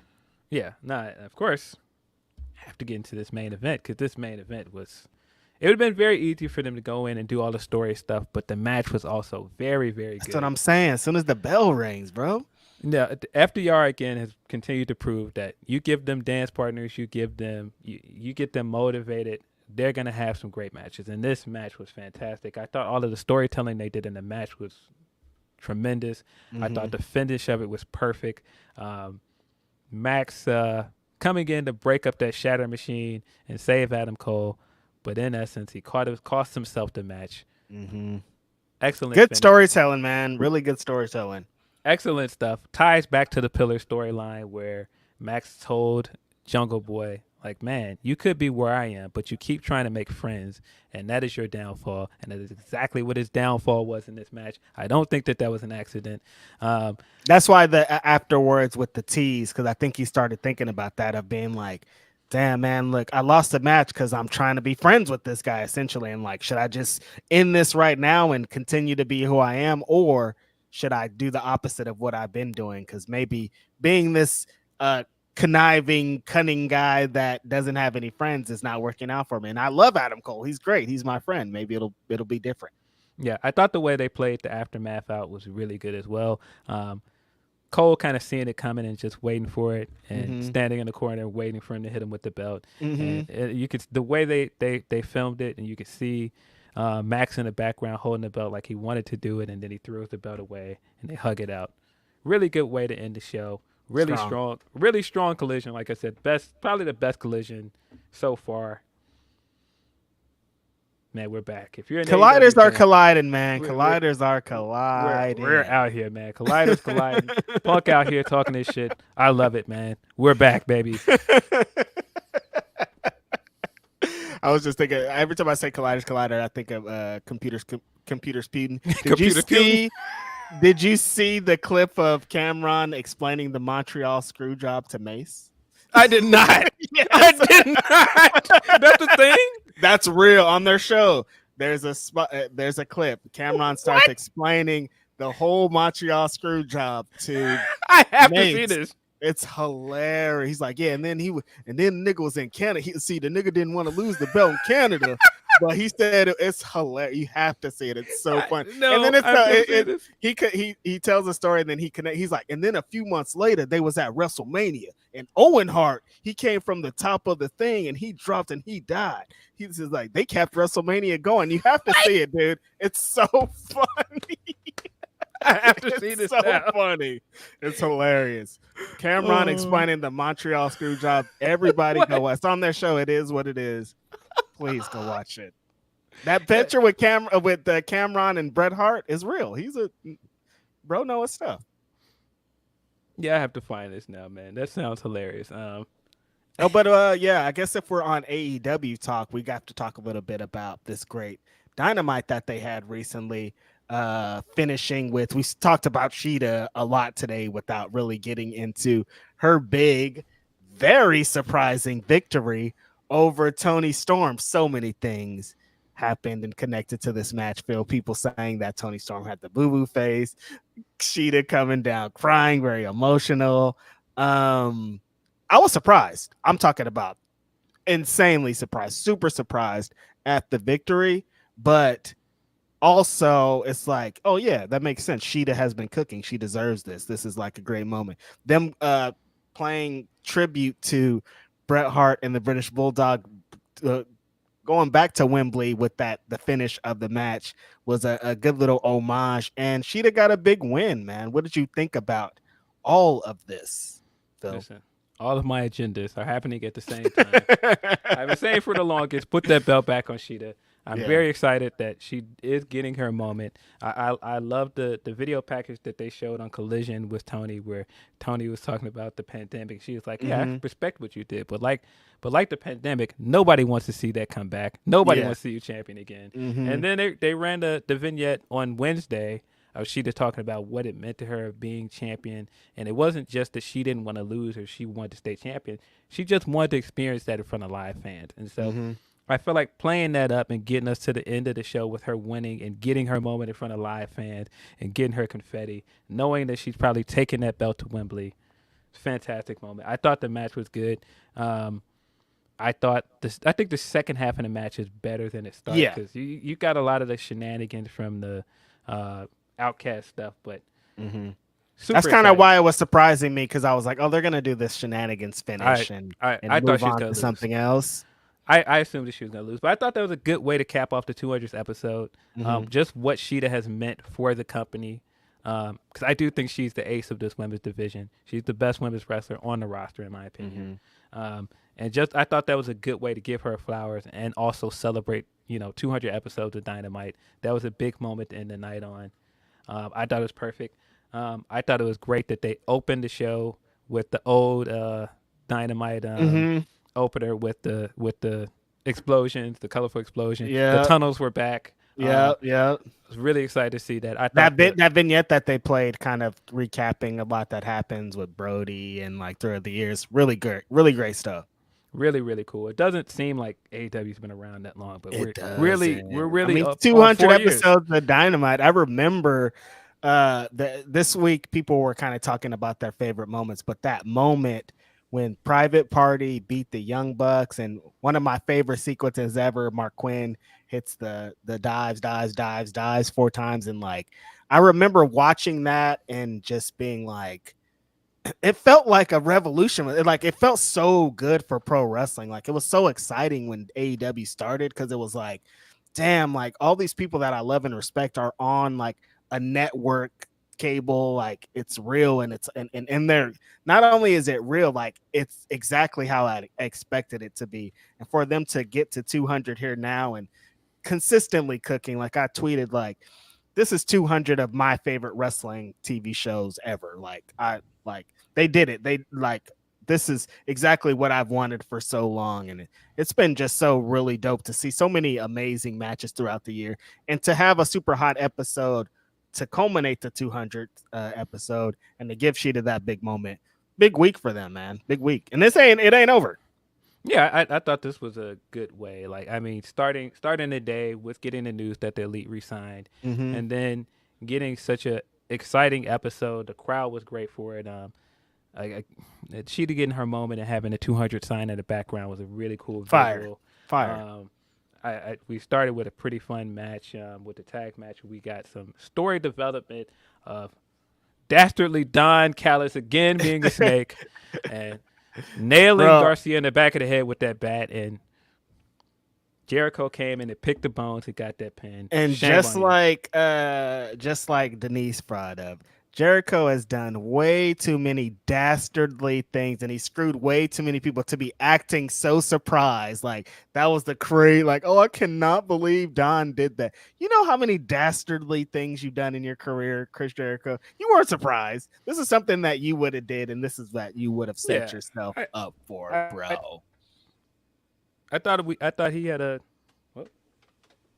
Oh, you're not trying to be on cam no more. He's here, and his name is Fightful. I think I unintentionally unplugged my my cam. There we go. You're back. But I thought he did a good job of selling his concern for his friends afterwards, even though I wasn't really buying it. Don't buy it. How about that triple threat match, man? Oh my God, the MVP of Dynamite this week, Trent.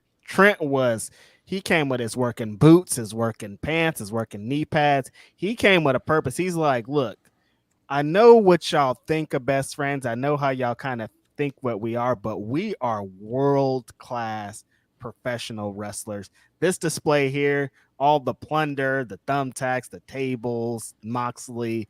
Trent was actually the one bleeding. Penta's in here. Like, that was like a great kind of history telling of the history of Dynamite and AEW match with the three of those guys.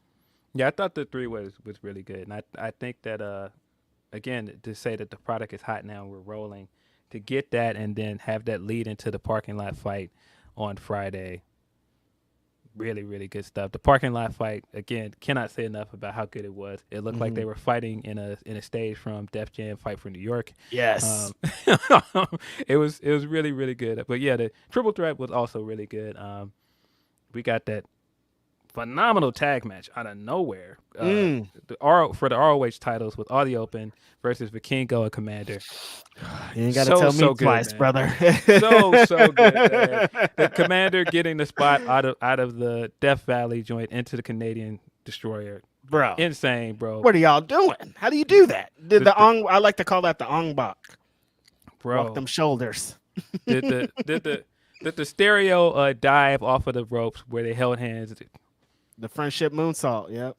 Man, such a good match. All the Open is such a great tag team. Very hard hitting match. Got all. They did it again the next night on Ring of Honor against the Iron Savages. Like Aussie Open is crazy right now, man. It's so unfortunate that they missed a good chunk of the of things that they would have been in, like Forbidden Door with Mark Davis's injury. But moving forward, we're about to get some really good stuff out of them. Yeah, I think we're definitely going to get the FDR rematch sometime later this year. I thought that was going to be the all-in match, but if you're going to give me Bucks and FTR at all-in, like I'm going to take it. Yeah, exactly. Yeah. Pause. Does seem like we're going to get that match. I'm assuming Kenny is probably wrestling Takeshita. Yes, which is, could you imagine what these two guys are going to do with the story that they've been building? Takeshita has been kind of saying since he got here, like, Kenny Omega. It's always been in like the background of like, I'm really here to be the top dog. And who's the top dog? That's Kenny Omega. We've had things in Japan. Like I've looked up to him for a long time, but it's time for me to take him. Like I got his manager. Like I got all this. And Kenny's like, this young fool's been coming and screwing up my whole life. It's time to beat this fool up. In Wembley, a Kenny Omega match with Takeshita, I just know that they're going to cook. Yeah. So, of course, the other thing is we got official word that our first announced match will be the main event. That will be Adam Cole versus MJF for the AEW World Championship. I thought the way this played out was very good with him still agreeing to give him the title match and having the moment of him. I don't want to give you a title match. I want to give you the match at Wembley. He did many things in this segment that reminded me of who MJF is. Exactly. And what do you think's going to come of Adam Cole not reading this contract? I don't know, but I was sitting there the whole time like, I don't believe you, Max. I don't believe him. He was cutting his sympathetic promo again of how he got the quarters thrown at him, and I was just like, I don't believe you, Max. I don't believe you. Everybody's convinced, Phil. Everybody's like, I can't wait for this babyface. I'm like, do you guys know who you're talking about? He's told us so many times, don't believe me. I'm the devil. I'm in your face. He called himself the devil several times in this segment. He called himself a scumbag. He's like, I am still a scumbag, but I'm your scumbag. I don't believe. I think you're your own scumbag, Max. You're only a scumbag for one person, Maxwell Jacob Friedman. I do not believe word you're saying here, brother. But it is twofold. I do think that there's a place that they can get to where Max does not turn on Cole yet. Yeah. But Max is probably definitely winning at All In. I would think so. I can see him not turning yet, but I do think he's going to eventually turn him. And I could see also Cole turning and siding with the Kingdom and same thing, and starting his like mega heel stable with Roddy and those guys over there. But the thing that also makes this interesting is you potentially going in all out, having MJF that's leaning babyface and a Punk that's leaning heel. We didn't have that the first time around, and I think that could give us some great segments and promos to promote that pay-per-view. The promos are gonna be heat, like regardless. But the most important part that we haven't talked about here, Phil, is All Out is right afterwards. Like we have to kind of start. I mean, they've been planting seeds, but we're gonna have to tell a little bit of the story with Punk, a little bit more of the story with Punk and MJF leading into All In, even, you know? I'm telling you, I believe that the Wembley show will end with Punk coming out with the belt to confront him, and they're gonna redo the Summer of Punk, Cena and Punk stare down. I think that's how the show is gonna end. I like it. And I could be wrong, but I really feel like that's where he's finally gonna confront Max. A little bit of news off of that too that I read this week of people saying that that the pay-per-views are gonna be they're not gonna get like a package deal or a bundle, which they don't know. Nothing has been confirmed yet. But do you think people are going to buy 2 shows a week apart like this for $50, Phil? Yeah. Diehard AEW fans will. Exactly.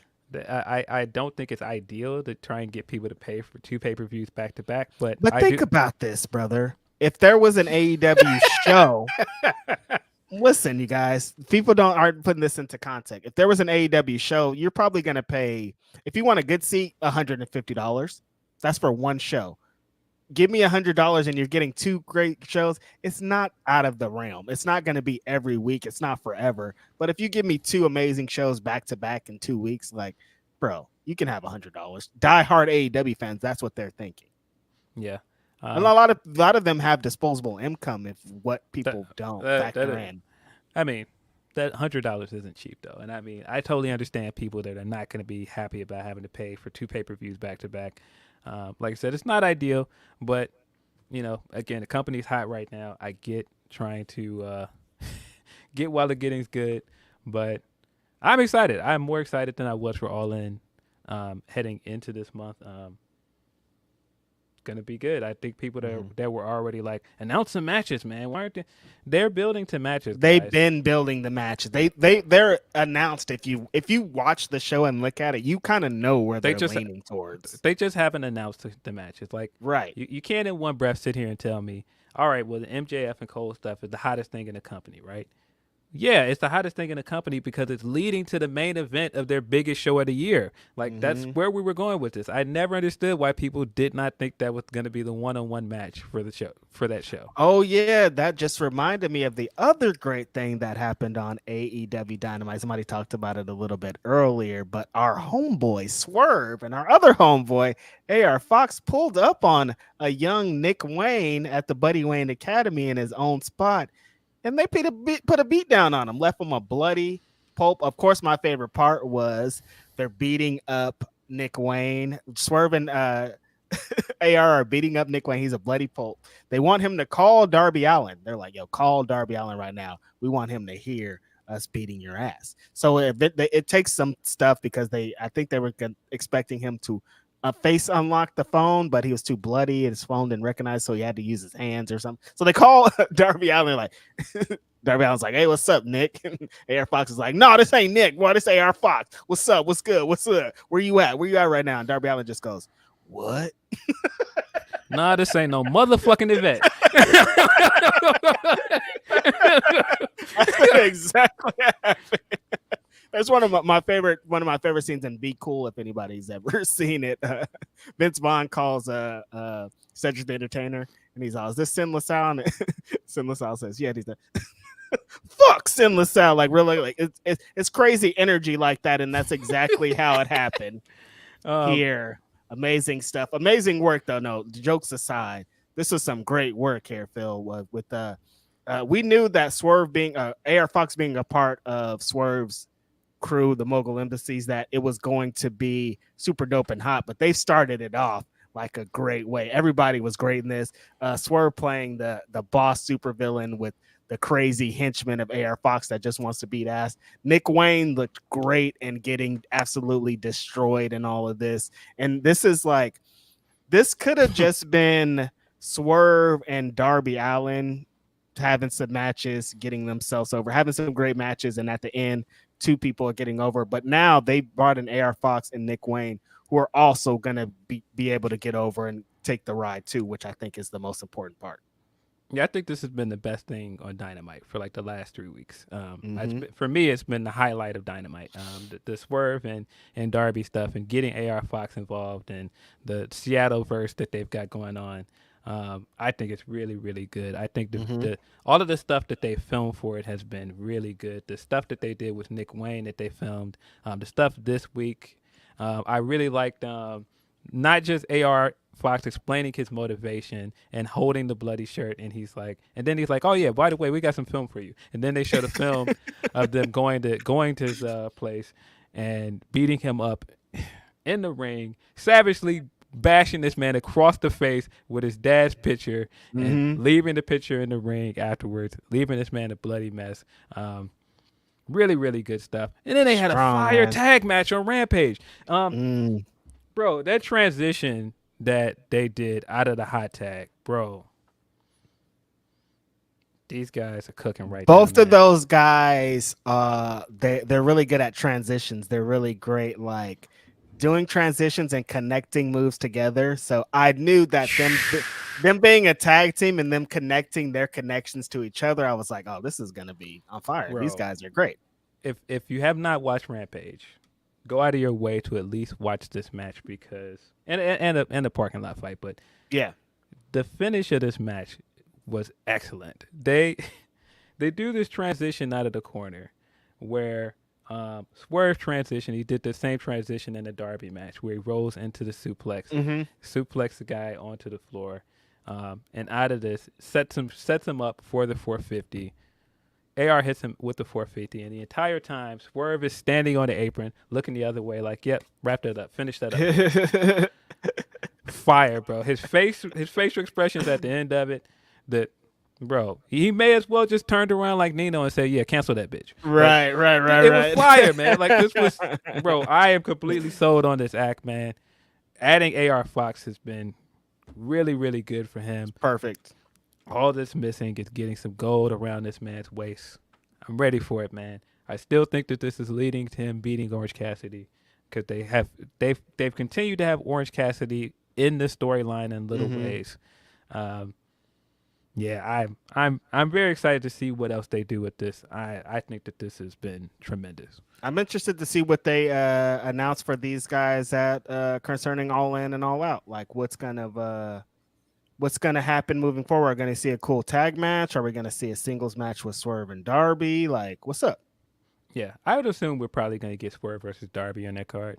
But I wouldn't be surprised if we get Swerve and AR Fox versus Nick Wayne and Darby as well. Which is pretty amazing. Like if Nick Wayne gets to have a big moment in Wembley, and I watched him at West Coast Pro for a year and a half, and with 500 people, like, wow, you guys. Yeah. The other thing that this gets me excited for, because he did bash him and we did see some blood, is I don't know if people realize this, but Swerve has a history as a deathmatch guy. Just off his lucha stuff, and he can do death matches. And people don't know this about Swerve. You got Darby. I think that at some point we're gonna get a big deathmatch match between those two guys. I don't know when, but I do think he's gonna get in his deathmatch bag because I don't think AEW fans know that he can do that. People that just followed him from NXT definitely don't know he can do that. They don't know at all. There's one he did like that, maybe Cage of Death, the CZW death match. I remember this was like before he was really Swerve.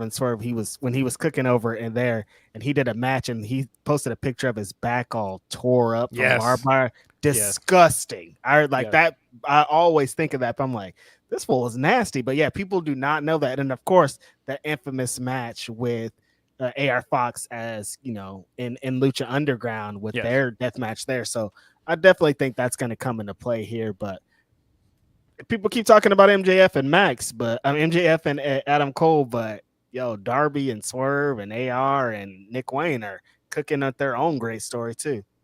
Yeah, I really think that's the highlight of Dynamite for me. But yeah, great Dynamite. I think we had a lot of good development. We did get that stinger of after this wild 6-man match that I did not think that after you get this big news of the Elite re-signing that's going to be the match they're in on that night on the 200th episode. But this ended up being a really fun match. We did get to see Jeff Jarrett hit the Young Bucks pose. Like there were some things out of this that I liked. We got a lot of shenanigans. We got a lot of people jumping in. We got the Hangman cameo. I thought this was I thought them cutting the promo afterwards and like I said, mentioning Collision. I seen how they did that. I saw they mentioned Collision, and then moments later we got the Punk vignette where he's talking about the accent, talking about being world champion. I was like, I see what y'all doing. I see what's going on here. interesting things happening there. I was when they did that promo, because they usually do, that's the elite after show promo. You know, with like Kenny coming and saying thanks to the crowd and all. I was like, why are they doing this on the show? But then when he said the Collision part, I was like, oh, yeah, I see. Very interesting. Very interesting thing. We definitely have came a long way from even a few months ago of like, it felt like it was going to be different things going on. Like I never thought in a million years we were going to be talking about the Bucks and FTR, just be kind of like guilty by association type stuff. But hey, yeah, here we go. I think we were all a little bit leery of this brand split talk. Like, oh, what does this mean? Or if this means that these guys won't ever interact. Nah, it's working so far. I think the product, like I said, is the hottest it's been this year.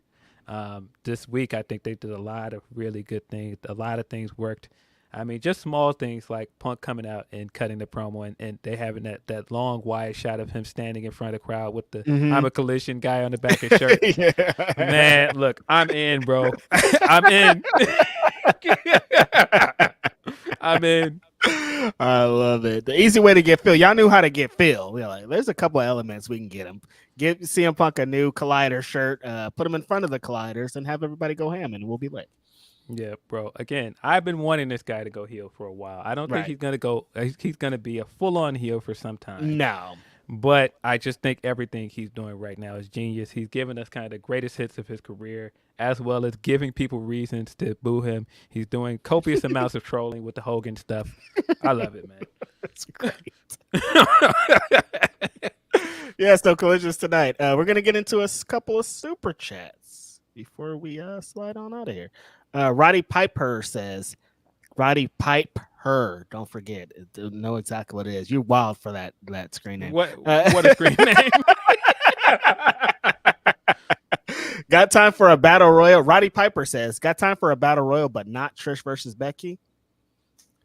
Yeah, I don't really agree with it, but money is money. You know, like they paid for that. You know, we would rather see Trish and Becky, but it is what it is. Chris Alston says, is it me or is this SummerSlam scene uneventful? I feel like I could miss this PLE and be okay. There's no excitement to me. Also, treat women better. Yeah, it kind of feels like I don't think a lot of people think that Roman's gonna lose, you know, and that plays a big factor. Like if it feels like we're gonna get this again. Like it'll be great. They'll have some moments, but it's like at the end of the night, Roman's gonna be having the belt. So. Yeah, I think if you're still very much into the bloodline stuff, there's plenty to be excited for with that. I do think Jay's losing, but I do think that if you're one of those bloodline super fans, there's plenty to be excited for. Yeah. If it's bloodline time, you're like, oh, this pay-per-view is about to satisfy everything. But if it's like we've kind of seen it before and you're expecting something totally different, I don't think people are going out of their way to kind of tune in for it. I do think the matches are going to deliver because, I mean, we do have 3 of the better women's wrestlers in a triple threat. I do think that match is going to be good. I do think Gunther is going to be Gunther because Gunther's been delivering every time they put him on a pay-per-view. I think it's going to be good. And I do think that the Finn match this time is going to be better than the Night of Champions match. Well, Money in the Bank match. Not for nothing, I'm going to shoot the World Wrestling Entertainment some bell. A few years ago, man. Yes, I am. A few years ago, when they would have a big pay-per-view match or a big SummerSlam or WrestleMania, it'd be filled with so much bullshit, and Goldberg would be here and Braun Strowman and all kind of random bullshit.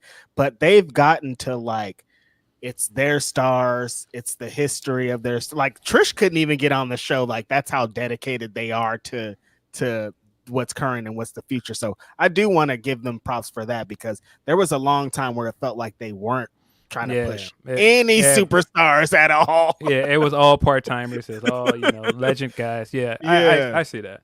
But I mean, again, I think that WWE, whether you like their product or not, they're hot, man. They're selling tickets. They're doing really, really well.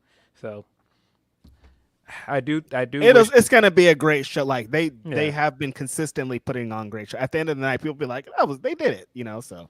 Yeah, I think that the biggest knock I have on it is the women's matches, but other than that, Yes. I think SummerSlam is going to be good. Yeah.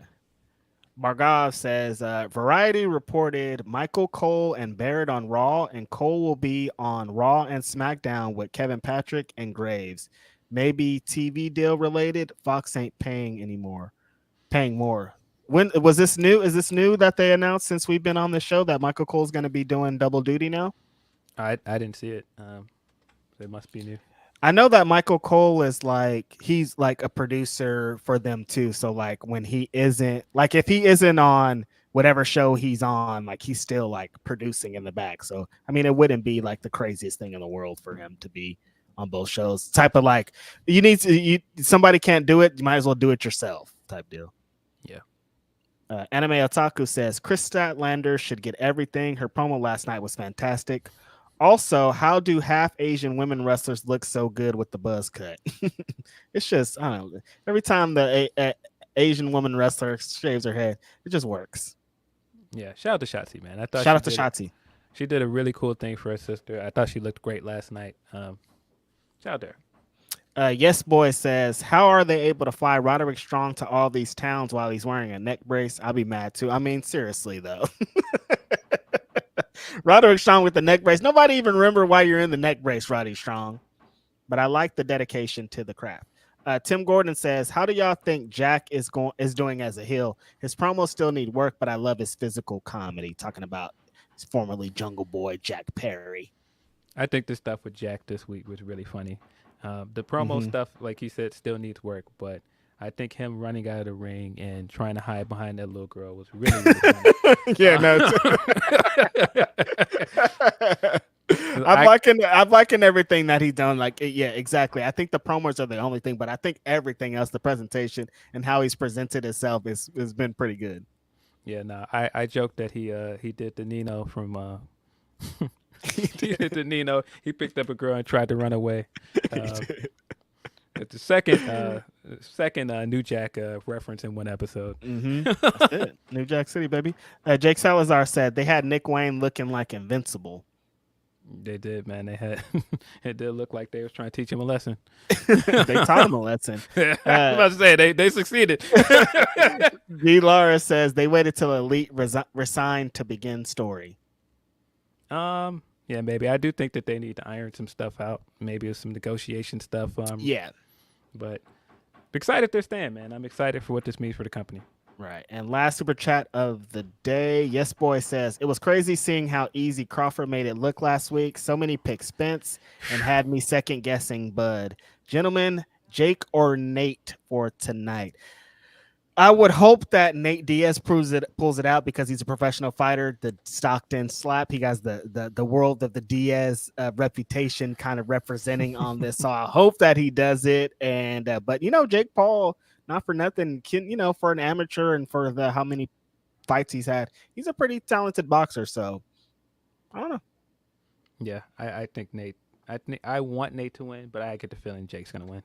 Yeah, because the MMA guys doing boxing has not worked out since then. Like even like Anderson Silva boxing, it wasn't like when he was doing MMA. It's just so different. So, yeah, like I said, I want Nate to win, but I don't think he's going to. But yeah, definitely agree. I was sitting there the whole time, like I cannot believe Spence is getting beat like this, and Crawford just made it look effortless, man. Like it was really, really a wild fight, really entertaining fight. World-class boxing showcase for sure.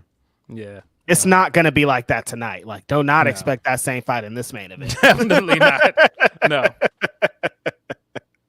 Yeah, that's it for Super Chats. Thanks, everybody, for sending in Super Chats. I don't know if we have any more Humper Chats. Subscribing, liking, tuning in, sending regular comments, too. You guys are very active throughout our 3 hours, always just kind of helping us further along this podcast. Yeah. Let's see. We got 3 more Humper Chats, I think, and we're gonna get out of here. From Boartude 630, who would have thought wrestling would be all high school drama? No way would an industry based on ego, narcissism, and vanity be all kinds of toxic. I say fools just need to smoke a bowl and sit up. Seriously, just pass the bong around the locker room. Yeah. Guys. Claudio in that door was nuts. Hope Sue had some insurance. Yeah, I think the way they played off the first parking lot fight and having like this feel good moment with Sue the first time around, and so that way when you came back and did this one, the ultimate heel move would be to mess with Sue, to pull Sue out of that car and destroy the car. Really, really good stuff. Great man. work. I loved it. From Nelson Muntz, Amazing Red was on TNA, and his move, the code Red, is used almost every week on TV. Also, Jake, don't get mad. If Punk gets Roosh on Collision, then I won't hate it. It means Punk finally uses his powers for good once. I mean, yeah, I don't want to get into the influence talk again. I do think Lufisto has influenced wrestlers in a lot of ways that, beyond fucking moves. Average fans are just not going to talk about, man. And I mean, it is what it is. I do not know if I'm pronouncing this right, but the Nalox one girl, I think that's how you pronounce this. Sorry if you already discussed this, but wanted to shout out ESPN's 30 Under 30 and Young Wrestlers Killing It across promotions, completely unrelated. Shout out to Jeff Hardy on GCW last night. Super cool moment and promo. I didn't see the Jeff Hardy stuff on GCW, but Me neither. It looked cool. He's wrestling Blake Christian. Really? Sounds awesome. You didn't see that? No, I didn't. I was at the Hit Slam show. Oh man, I gotta look that up after this. Yeah. He had a stare down with Blake, and he had a promo. So it seems like that's probably going to be the match coming up. Sweet. That's again, dope. I didn't watch it, so I can't give the full blow by blow. Yeah, before we get out of here, how did you feel about this little ESPN list that set the world on fire? It seemed. We talked about it the other night, and we had a pretty good laugh about it. I understand, like I mean, ESPN is a big outlet, right? What time it is. Mark is great at what he does. He does great interviews.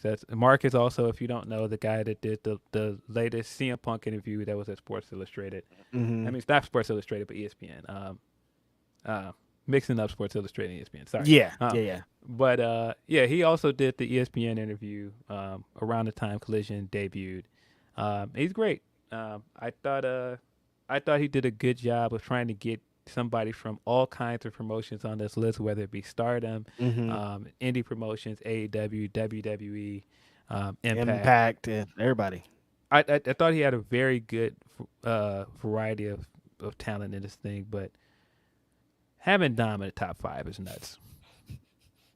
Seriously. Like, having Dom in the top 5 of the top 30 wrestlers under 30 is nuts. He's the biggest heel in WWE, Phil. What do you mean? But top 5, though? No, how I feel about it. Top 5. Some of the guys that he was over, I can't agree with, man. I just don't agree. My homie, the most egregious thing, honestly, for me was the homie Dan Garcia being at like number 29 or something. And it's like, you mean to tell me 28 people in here cooking harder than Daniel Garcia? Yeah. Off.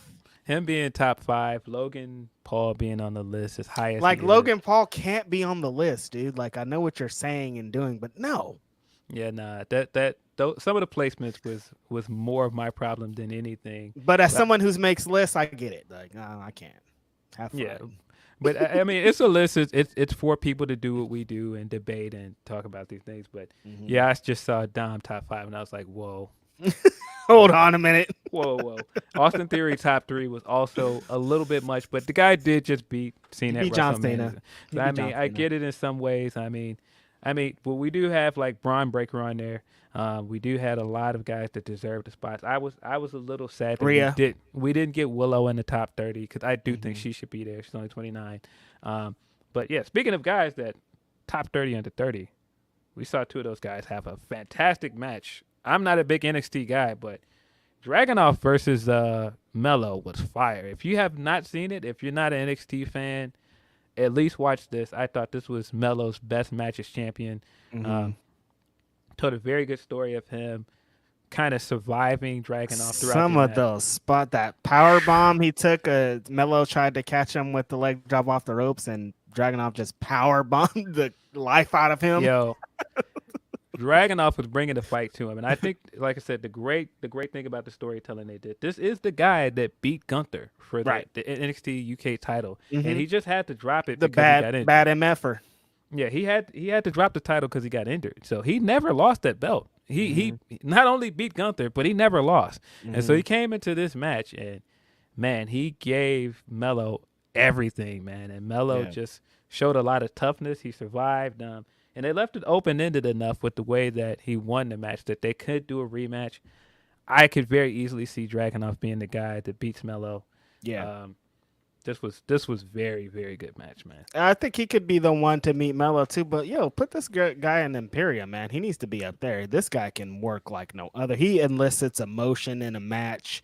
Like it's rare that people can do what he does just off facials and strikes and selling. It's like, this guy is an exceptional pro wrestler, and it was on display here against Melo. Melo has been doing amazing. I think he's taking great into the NXT championship role. After that, so they're now teasing that, or not really teasing, but Trick, they had a promo where Trick was like, I need to go out on my own. I need to do this. And I'm not into it, Bill. I think I like that. I think I think they're much stronger as a unit is what I'm saying. Like, I think Trick, it's potential that they both could get lost in the shuffle, honestly, without the other.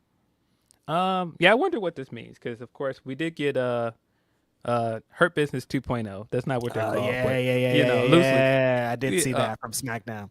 Bobby is officially teaming with Doc, who is now cleaned up, and I saw people say that he's got the Martin Luther King fresh cut now. He's clean, got the church suit on.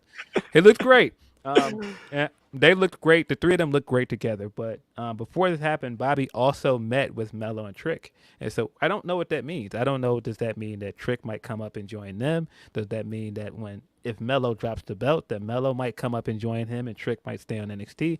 I don't know what that means. I thought the way that they handled their split, loosely split, was really good, though. I thought the whole idea of them staying friends and him coming to him like straight up and saying, look, I just need to do my own thing. It wasn't a jealousy thing. It wasn't none of that. It was just like, nah, I just want to do my own thing. What you're doing is great. You're going to continue to do great things, but I need to go my own way. And I thought that was a good story beat, especially with the way that Melo won, because you could argue that if Dragunov did not go for that spot on Trick and get hit by the belt, maybe Dragunov ends up winning that match. He's one mistake away from losing losing that match, and that's what I'm saying. I really think they're going to go back to that match. It's open-ended enough where I think Dragunov is going to come back for that belt. Right. But I don't know. I don't mind the split, but if they go somewhere interesting with it, I'm fine with it. Seems like they're also setting up Melo versus Wes Lee as well. Right. Wes Lee officially lost the title to Dom. Dom won with some shenanigans. So they're probably going to move on to Dom versus Mustafa Ali. Yep. I'm fine with it. I'm fine with them splitting them up. But, again, you got to have the follow-up. If this means Melo's coming up, great. If this means they have plans for Trick, great. But if not, then it's going to be rough. Yeah, that's how I feel, too. Yeah, I don't know. But, man, I can't be too upset with how they followed it up. I think Melo definitely needed a big win. Yeah. Because you had him take 2 losses to Finn Balor, so he needed a big win like this, a big gutsy win like this where he had to survive somebody that is a killer like Dragunov. And he came out of the match, I thought, looking really good. Yeah, it was a great display for Melo to get a big win over Dragunov, who has been a force to be reckoned with. But yeah, if they run it back, or like I said, send Dragunov up there to the main roster, because I think he's fucking ready for it, then I'm with it. Yeah, and I did see Dragunov was like he doesn't want to join Imperium, but yeah, even if he doesn't join Imperium, get this guy up. Send him up there. I mean, and even if you're gonna make him champion, man, give us the matches. Give us Dragunov versus Tyler Bate. Get us the Nathan Frazier matches. Get all of the cool matches out Dragon of it Lee. First. Yes. Get all of the cool matches first and then move him up to the main roster. Facts. So yeah, it was cool to see Dragunov on the top 30, under 30 as well, because he definitely deserves it. Right. But yeah, some of the placement, some of the people that were left off, but that's just gonna happen with It lists. happens. You can't expect any. I didn't. That wasn't the wildest part to me. It's like, yeah, of course they're gonna rank WWE and people the highest in AEW. Because they have the most exposure. It's ESPN, and like it's not like this is an app that covers a lot of indie wrestling. So you're not gonna see some of those guys at the top of the list. You're gonna see all of the WWE guys. Right. So, yeah. Shout out to Mark. Yep. But I think that was our last Humper chat. Come on, reload. Yep, that was it. That was our last Humper chat. As always, man, appreciate you guys for coming through, sending us your super chats, your Humper chats, sitting listening to us talk randomly about hip hop or whatever every week. And you can catch me tonight because I will be doing the post show for SummerSlam with Denise. Hey, my homies are getting together tonight. Wow. Shout out to my homies. I sometimes think about that tweet where Denise was like, hey, man, Phil was really cool when I met him in All Out. Maybe I'll scheme to steal your friends now. And she's like effectively kind of stole Will's friends. Yeah, she did. Every time we do the podcast on Wednesdays, I think about that. I'm like, well, she did it. She kind of effectively like schemed and stole Will's friends. So yeah, check us out to our friend Denise. Just had an amazing time at the Taylor Swift concert. I'm sure she's still glowing. So yes, back tune in SoFi tonight to the homies. Yeah, and of course, if you are also excited for All In, your boys will be hosting that post show for All In.